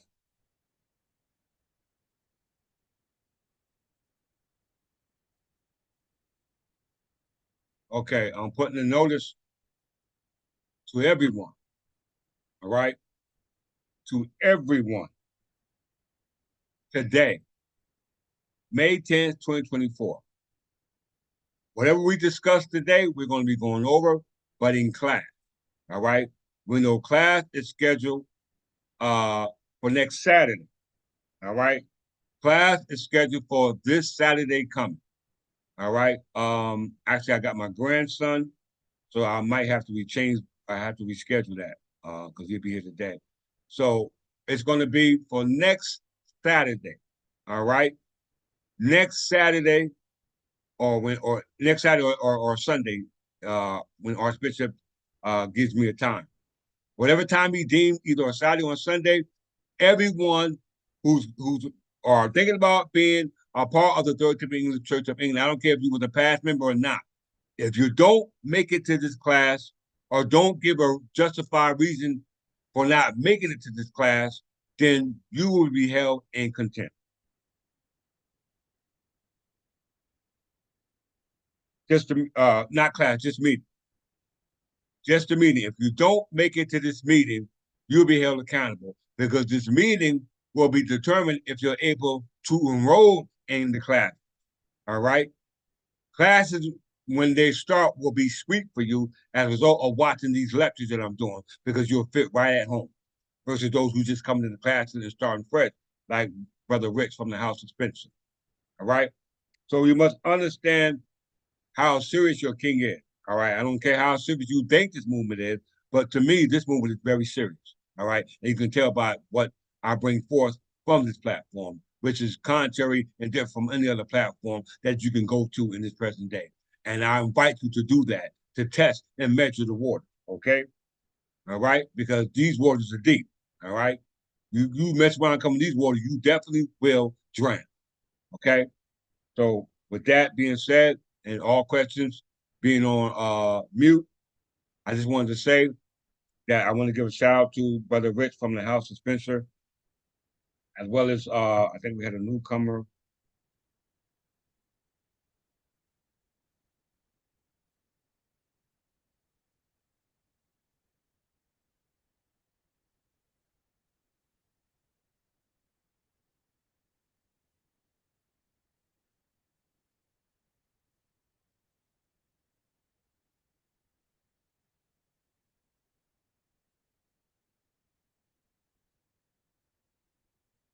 Sister Mr. Brown from the House of Brown. All right, I want to thank you, give you a special shout out for attending today's lecture. Like I said, Archbishop is now preparing the procedural process to open up the doors for the church. And once again, it's very serious that you take this movement seriously because it's the only movement that you have. Once again, I'm doing the groundwork for restoring our estate, which is registered on the Exchequer account, i.e., current account, which is being seen to by Lord Chancellor, which we know in this house is Archbishop Belmont, and I will bring him up to speed on that note. So, with that being said, I really, really, really want to stress to y'all how important it is to take this movement serious and to take me serious, right? So, with that, I greet you at the meeting. Peace.